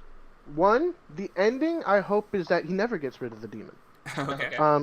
In fact, hopefully the idea and the therapeutic spirit I want to inspirit in this screenplay is that he manages the demon. He basically is able to outsmart it. There might be something of a MacGuffin that he might use that may or may not be coded to be a Christian fidget spinner, but that's the point. Is like he either learns to live with the demon, and being that the demon is taking in a lot of what he's putting out, it's basically like he has to change his outlook on life. I don't know, but that's very intelligent that you tell me. Thank you. 1, I'm glad you told me about this rush into the story 45 miles per hour. That's not fast. Well, that is fast. Yeah, I'm sorry. Whatever. The idea is, I'm glad you told me about this because I wanted to really establish the threat of the demon early on. But if I don't show him, in the normal world, and there's no stakes to that. It's literally just the idea that he's just some guy with a demon, and he's pissy all the fucking time. So how the fuck are we gonna give a shit? Mm-hmm. And I like that. And also the idea of I really need a goalpost and minor goalposts, really, right? What is he progressing through the narrative and doing? He's going to the priest, of course, but in this weekly time, what is he doing? And I think that's definitely stuff I gotta bang out. I got it written down here. 4, Idle Hands. I have one thing to say. Go ahead. My name is Kanye Wenders, Conor Kyle, and you had me at canceled. Oh, I had you at canceled? Okay. You had me at canceled. Alright, You great. sold me on the movie. Okay, well, whatever it takes. So yeah, check that out. I think it's on Tubi and sites like that. It's probably not on a major streaming site. Anyway, I like it. It's it's the plot of person gets possessed and their possession causes hijinks. So maybe there's some similarities that you can look at there. And it just plays it really well. And it just the pacing and the way that things connect and the logic that the characters use is all just great. So yeah, I hope that helps with this one. That might just this is, I suppose, to some extent, mostly just going to look like a story diagnosis more than a pitch diagnosis, I guess, because it seems like maybe the story isn't all the way there yet or all the way figured out yet, and that you're going to need to just maybe do that work to find out what the character actually has to do, where is it going, and what are we going to end up having to accomplish? What are the big set pieces of this going to be? And the finale, for instance, might be that big set piece that we have to have some kind of final battle against the demon, where your main character actually realizes we need it to work together with it instead.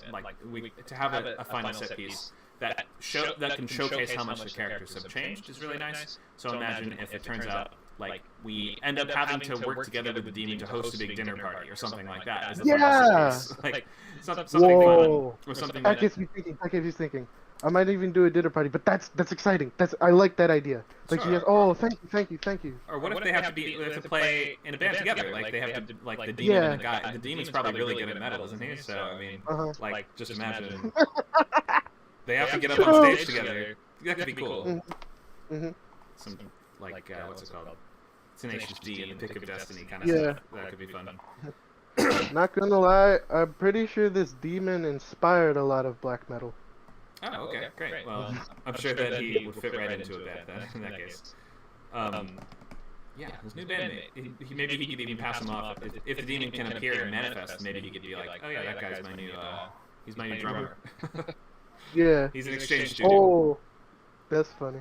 Okay. Could be funny. Okay, so just some ideas for you there. Hopefully that gives you some suggestions. And especially if one of your comps is like Adult Swim type humor, you can get really wacky and really crazy with it, but it still has to be clear.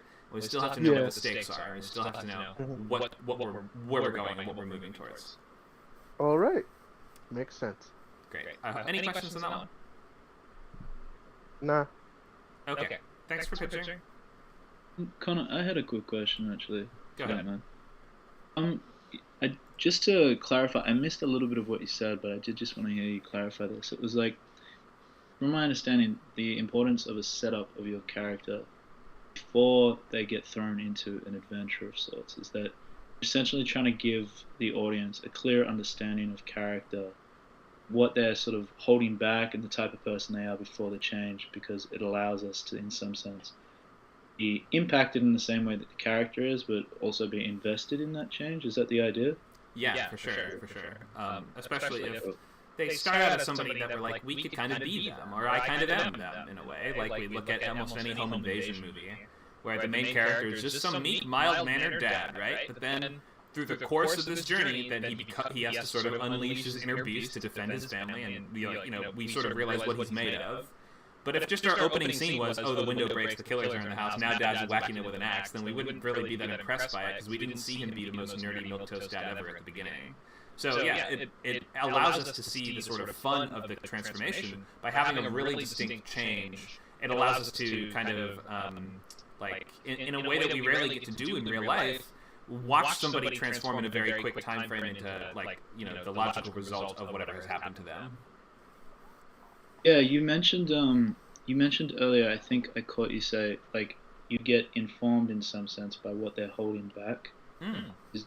Is there any, like, other examples that you might be able to refer to in regard to that?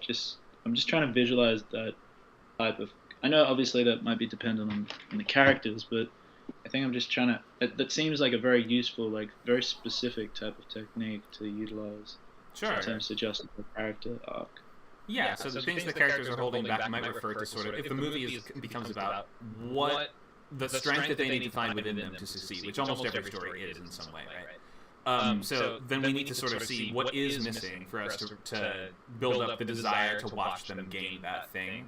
If you take, for instance, let's look at Liar Liar with Jim Carrey. It's a movie about a lawyer. He's a really good lawyer. He's like the best in the world, but he lies all the time. And as a result, like, he's always lying to his kid. Yeah, I'll be at your practice. Yeah, I'll be at your swim meet, whatever it is. And because of that, like, we can see him suffering. Like, his relationship with his son is starting to get worse and worse. And the fact that he can never be honest with anyone is starting to. We in the first act, we see that starting to crack his facade and maybe say, something needs to change. I just don't know what yet. And then when the catalyst happens, that allows that change to really manifest in the world. Right, so it's sort of just an extension of the idea of, like, flaw and misbelief. Yeah, I think that's a good way to look at it, for sure. Okay, cool. Alright, thank you. Yeah, thanks for the question. Do we have one more pitch we want to do? Does somebody else post the pitch they're going to talk out for us?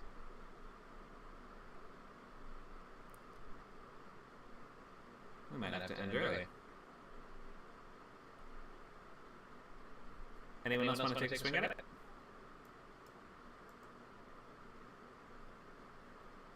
I mean, I don't really have anything to. I still don't really know enough about my story, I feel like, to do it. I'd like to, okay. But yeah. Do you want to just spend 3 minutes on what you have? I guess I just keep getting sort of stuck on the same thing. Like, I just don't know what I don't really understand the stakes behind, like, why chosen particular characters. So the relationship, for example, I know why it's there philosophically because it contrasts what the main character is dealing with, but I don't really understand why they would be invested in this journey. But yeah, I mean, I can explain it. It's just that chiaroscuro idea. Is this we're doing the painting one, or is this a new movie? anyone, yeah. So it's just I don't know. I keep trying to come up with different log lines. You know, I think the one that I worked on with you was like, I think originally one of the flaws we've come to though was like, I was emphasizing this idea of like a mysterious suitcase, but it really is just a suitcase full of money. So it's not all that mysterious because it's revealed pretty early. So that didn't really work. Mm-hmm. So the original one that we had was like after his favorite painting goes missing on his watch. I think it was something like an obsessed, risk-averse security guard must use the contents of a mysterious suitcase of money and the help of a reckless actress to find it. But it's more like contents of a suitcase full of money. But that's not really worded very well. The only other thing I had, I don't even know if this necessarily fits with what I want to write about. It's like I could make it it's more about a socially anxious security guard enlisting the help of a reckless actress to sort of like teach him how to convincingly, I guess, play the role of a detective. But part of the problem with that as well, it's like, you know, structurally it might fit kind of what the story I want it to be about, but I think I wanted to make it more so that neither of them sort of realize that's what they're doing for each other. Mm-hmm. So that would be what's happening, but I don't want to make it obvious that she is directly knowing that she is helping him do that. I don't want to make it very clear that he knows exactly why she's getting involved. Now, part of the problem is, as I said, I don't really know why she is involved outside of one very low stakes thing, but hard to explain without going too far into it. So I was just curious if you had any ways that I could. I don't know. I guess I don't really have as much as a specific question as always, which is one of my problems with this. But I'm sort of just running into some issues as to what those initial fun and games moments are and what justifies the break into two. It's like, is it him teaming up with the girl, or is it like, I don't really have any ideas for what else to do in that regard, right? So I don't know if that makes sense. But yeah. Well, I guess we could just, if nobody else has a pitch that they are doing at the moment, I could just give you some ideas or suggestions right now. But let me just check first. Does anybody else have a pitch that they want to go into before we discuss this for our last 10 minutes or so?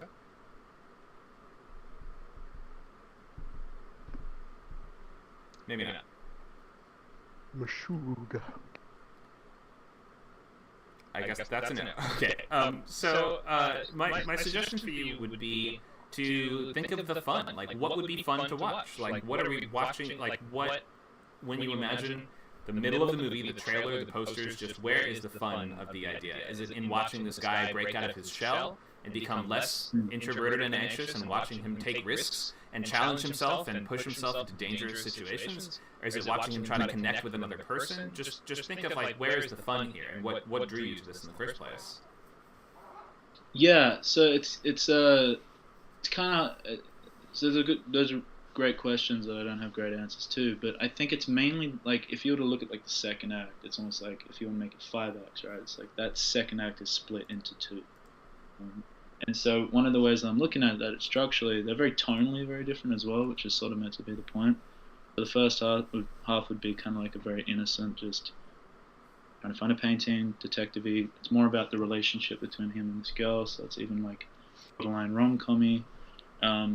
Just kind of just like him, as you sort of said, going from sort of an introverted sort of place to putting on this act, and sort of as he's sort of interrogating people that he's suspicious of within the art gallery that he works with, it's kind of simultaneously him working his way through like the social politics, if that makes sense. Like, it's almost like he's at the bottom of the barrel, if that makes sense. And it's kind of like more and more as he's trying to sort of, as he follows his suspects to like the highest heights in some sense of that gallery, he's sort of has to earn each of their respect to even get their time in order to do so. And so it's this weird thing where it's almost like he actually not only is feeling more confident, but it sort of seems to be presenting itself as true to him because of his ability to actually earn these people's respect. But the problem is that as he's trying to sort of fit into this system in order to do this, he's simultaneously losing himself to the act that he's been putting on. And by the midpoint, the point was meant to be that that whole act and that whole facade that he's put on, he thinks is now this identity that he's created for himself. It's all of the consequences for him doing so, and it's more about him like now getting the shits with the fact that like as much as he's put this act on and as much as it seems like he's found himself at that point, it's been like even worse. And so now it's like him sort of trying to break out of the system and tear it down in some sense, and almost get a little bit angry at that. So I have like that's the general more like structure and tone, but I guess the general question that or more specific question you're asking is like, what are the actual like scenes that we're seeing him like sort of do? And I don't necessarily have I don't have enough clear answers on that. Like I know there's him searching for the painting. I know there's him gathering clues. I know there's him, like I said, doing like flirtatious scenes with this girl. I know there's him going from like insecure to confident to a certain degree. I know there's going to be moments where he would have to be pretending to be that as well, and even though he's inside not that. I do have general like aspects of what that would be. I guess it's just how to communicate that within a logline, and I don't know if I have a specific enough gist of what it is that we're actually doing. Like especially because the second half of that second act isn't actually about him in relation to. He wouldn't actually be interacting with that actress again until about the third act, and it's hard at that point to make it like this is what this story is going to be fundamentally about, and a good chunk of that second act isn't even going to be about that. And also that second half of the second act, I want to make it where, like I said, tonally it would shift. It would go from him trying to find his painting, and I mentioned there's like that suitcase full of money. The second half of that second act is essentially where the people who are responsible for originally owning that would end up sort of tracking it down and getting involved. And so it's more about him dealing with that at that point, along with still trying to find this painting. And so I don't know how to explain that outside of that, but is that clear at all, or is there more specificity that I could give to you understand? I mean, I think I mostly see what you're saying, that the trajectory of the story is. I mean, we've gone over the plot before in classes, so I think we see the basics of it. I think you just need to figure out, before you can pitch this, you need to figure out what your major set pieces and scenes are in the middle, meaning that you probably have to just write a really detailed set of scene cards for this before you can actually communicate some of these things, because you just haven't forced yourself to figure out some of these answers yet. And to write a series of cards would actually force you to say, okay, I need to write down what is the scene here, I need to fill in what is this next scene here. You're not going to be able to have any gaps. It's going to kind of require you to flesh out some of these ideas where you're like, I don't know, there's a scene where he's flirting with the actress. Okay, what is that scene?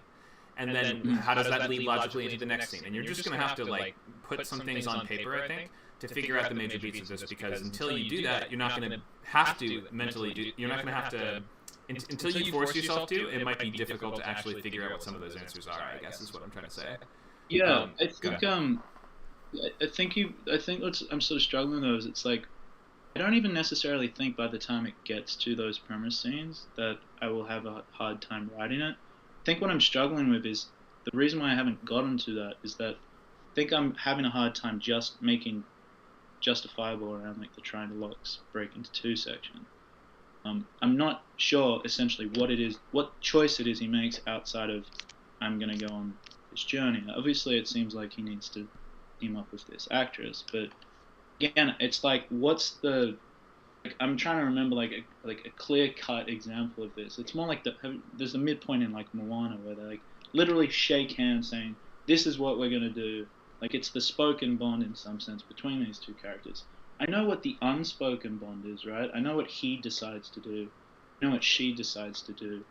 I want to make it, as I said, that neither of them are admitting that to one another. So the point is meant to be that they would be pretending to do something else in the face of it. I don't have a good idea of what that sort of that lie is that they're telling each other and they're bonding over. It's like, well, I don't want to tell you I'm looking for this painting because I don't want anyone to know. And the girl's saying, I don't want you to know that I'm really just using you to make my boyfriend jealous. It's like, they don't want to say this to each other, but they need to say we're going to hang out for this amount of time to actually justify that happening. And I know I can just make it that they coincidentally keep bumping into each other because they take the same train, but I'm sure you could agree that like that doesn't feel as like informative or as meaningful as them actually willingly deciding to do something together. And I just can't think of like what a good quote-unquote lie or act that they would agree upon would be that coexists with process of him trying to find this painting. Now I know that's something I'm obviously going to have to figure out, but I guess I just wanted to admit to that to make it clear that I think that's what's I'm struggling with. And if you had any ideas, I know it's a bit general, but yeah, I mean the floor is open. I'm not going to expect you to have any ideas, but yeah, if you do, I'd be curious. Sure, yeah, and maybe anyone in the chat who is maybe a little more familiar with hearing bits of the story before will have some suggestions for you. I don't have any answers for you at the moment, and I think that at least knowing where that point is that you'll need to work a little more on before you can nail down the rest of it, and before the rest of it starts to fall into place. That is good to know. Like it's good to zero in and say, this is the knot that I'm trying to untangle. And then once that knot is untangled, hopefully, then it will start to untangle any other ones that you have going on as well. So I just don't think I can solve the story issues at the moment, but hopefully at least this has gotten your gears turning and maybe just giving you some like man, that's some fine. I knew it to was a think long about. shot. That's all good. Yeah, I knew it was a long shot, man. So don't worry about it. Sure. I hope that maybe just talking it through a little bit is always useful to just start to see where the weak points are, see what needs to change, and like more than anything, I think that like although you're trying to solve this problem of what is the character motivation, what are they actually doing, the people hearing a pitch are listening for this idea of what's fun about this, why would I want to see this, why would people pay money for this. So I think that's it's two separate problems to have, I guess, or two separate things that are two separate aspects of communicating a story idea. Or the first thing is, first of all, you have to make it all make sense to you, and it has to be interesting to you, and you have to want to write it and finish it.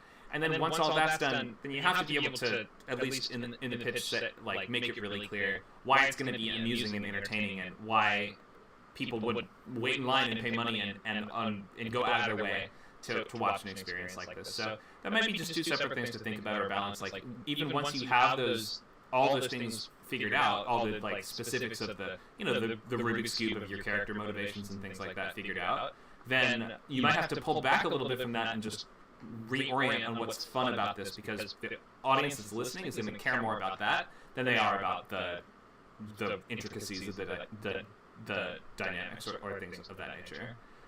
So I'm not sure if that helps at this point, but maybe that's just like another thing to think about is just I think following the fun might just help you find the answers that you're looking for, if that makes sense. Like if you, I think you're right. If you focus on just what would be fun to watch, and then ask yourself what choices do I have to make in terms of character motivation to get to those cool, fun scenes, then that might just help start getting certain gears unclogged and helping you make the choices that you need to build a really entertaining movie. Yeah, no, I'll try to orientate my framework to that, so my frame of mind to that. So thank you. Sure. Thanks for pitching in and for talking through your idea. Not a pitch, but at least working out problems on the idea. Always useful to do. So we're glad to have it. Yeah, thanks for your time, man. I appreciate it. Sure.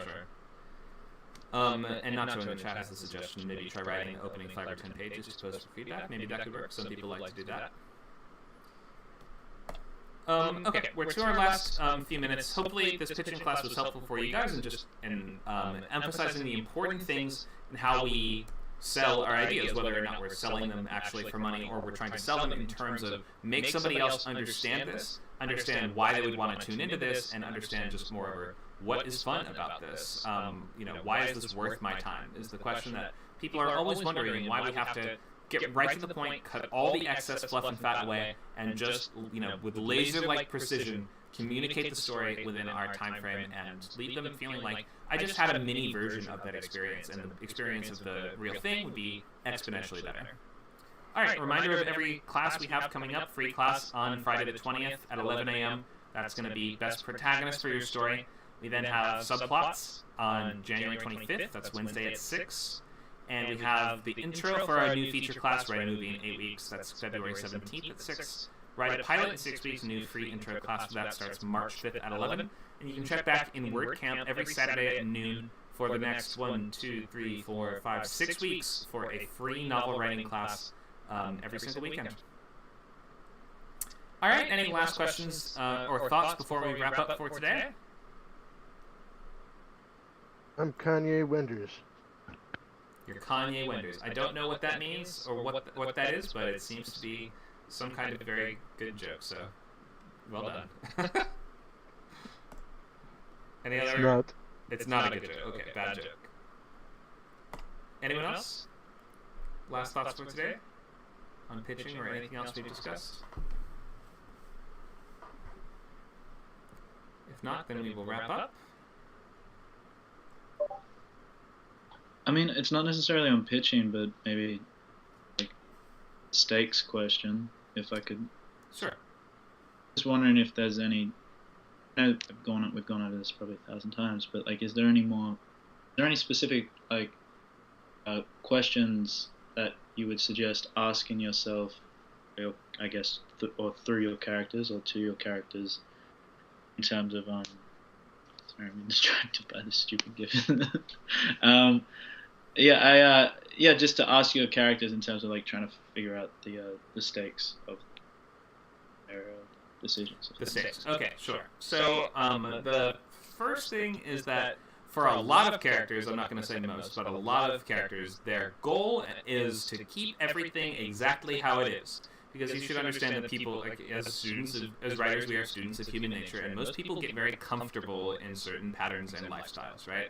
So a lot of people just want to keep things exactly how they are, and they'd be totally fine.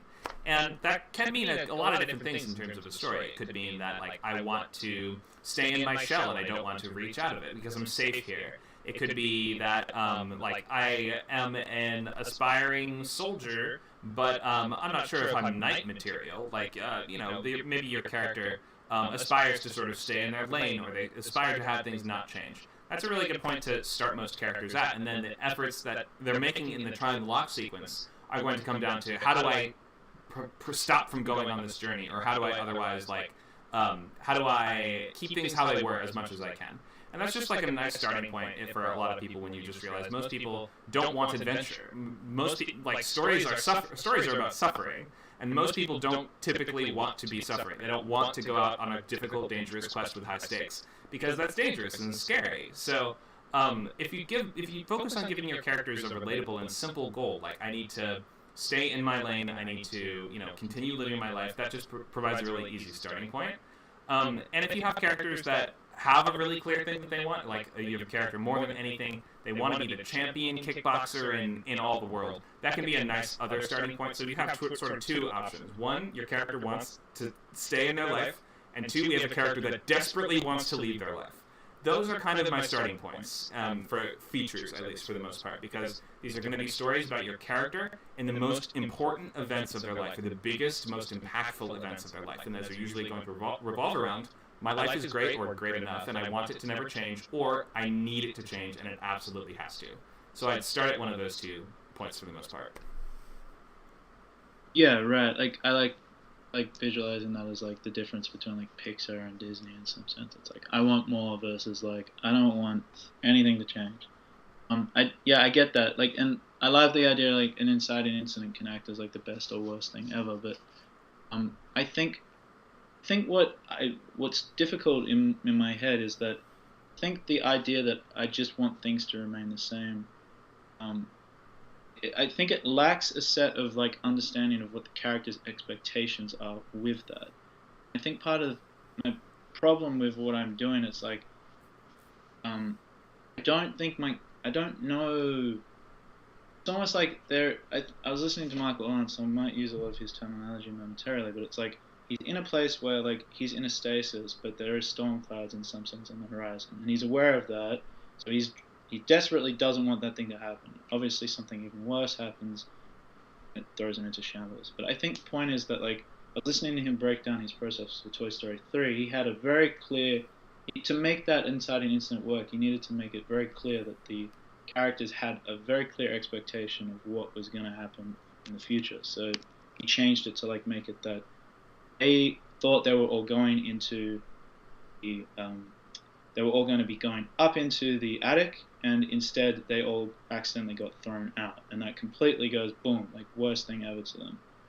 I don't know what it is. Like for that, that's something they're expecting some sort of malady, right? But it is in the face of some form of change. So they're embracing some change that's about to occur. I just don't know what I can do. It doesn't feel like there's enough weight there to just be like, well, if currently I'm just working as a security at an art gallery and I like this painting and it brings me a sense of comfort because it reminds me of the past.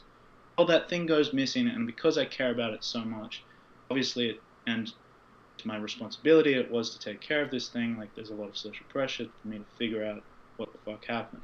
Sure, I have every reason to try to figure that thing out, but I think in order for that to be really jarring, right, it needs to be in some sense that he can't exist or function without that thing. And I feel like the only thing that I've got is, like, if the painting goes missing, for example, the only thing I have is some form of external stakes. Internally, it's like, sure, it goes missing, we get it. But, like, really, outside of those internal stakes, nothing in his world has changed except for the fact that he's going to get in trouble for this. But the problem is, if I make it that he just immediately loses his job, him functioning within the system of that gallery for the rest of the story doesn't really take place in the same manner, or can't logistically make sense. And so you kind of have to make it that he doesn't get fired.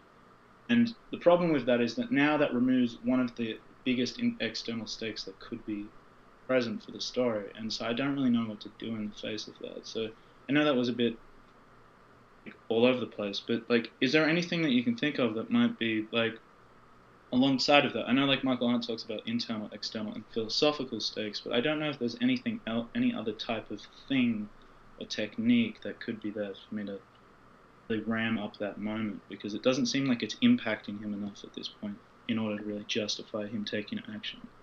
But does that make sense? Yeah, I mean, you've chosen something very abstract and unusual and non-relatable for the average person, and because you've chosen a very difficult set of starting circumstances, the hoops that you have to then jump through to make that work, I mean, it becomes a challenge, definitely. I mean, if it makes your character suffer to lose that thing, then we need to see your character suffer. It's as simple as that. Like, we need to, if his confidence was dependent on this thing, and we need to see that his confidence is now broken and shattered, and he's not able to do something he was able to do before. Or I think you just need to kind of zero in on how does it make him actually suffer that this thing is gone.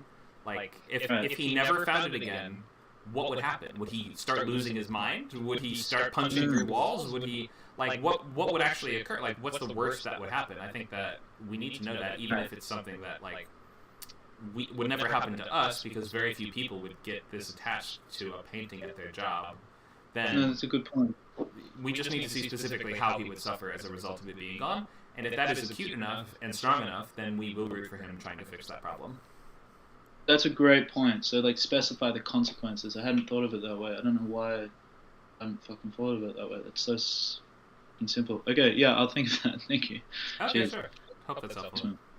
We're past our time, so we have to call for today, but hopefully that there's been some good stuff in this pitching class for you guys. And if nothing else, just take this with you. You should just practice your pitch for 10 to 15 minutes beforehand, just to try to work out those major points. Make sure you're able to communicate it within the time frame efficiently and cutting right to the most important stuff, and that we're not spending way too long on the opening scenes or those first couple moments that are set up, and then we're not spending, we're making sure that we spend the majority of time of our pitch of our verbal pitch in the most substantial part of the story, which is the second act. And that we are spending a lot of work emphasizing what is fun and interesting in that second act.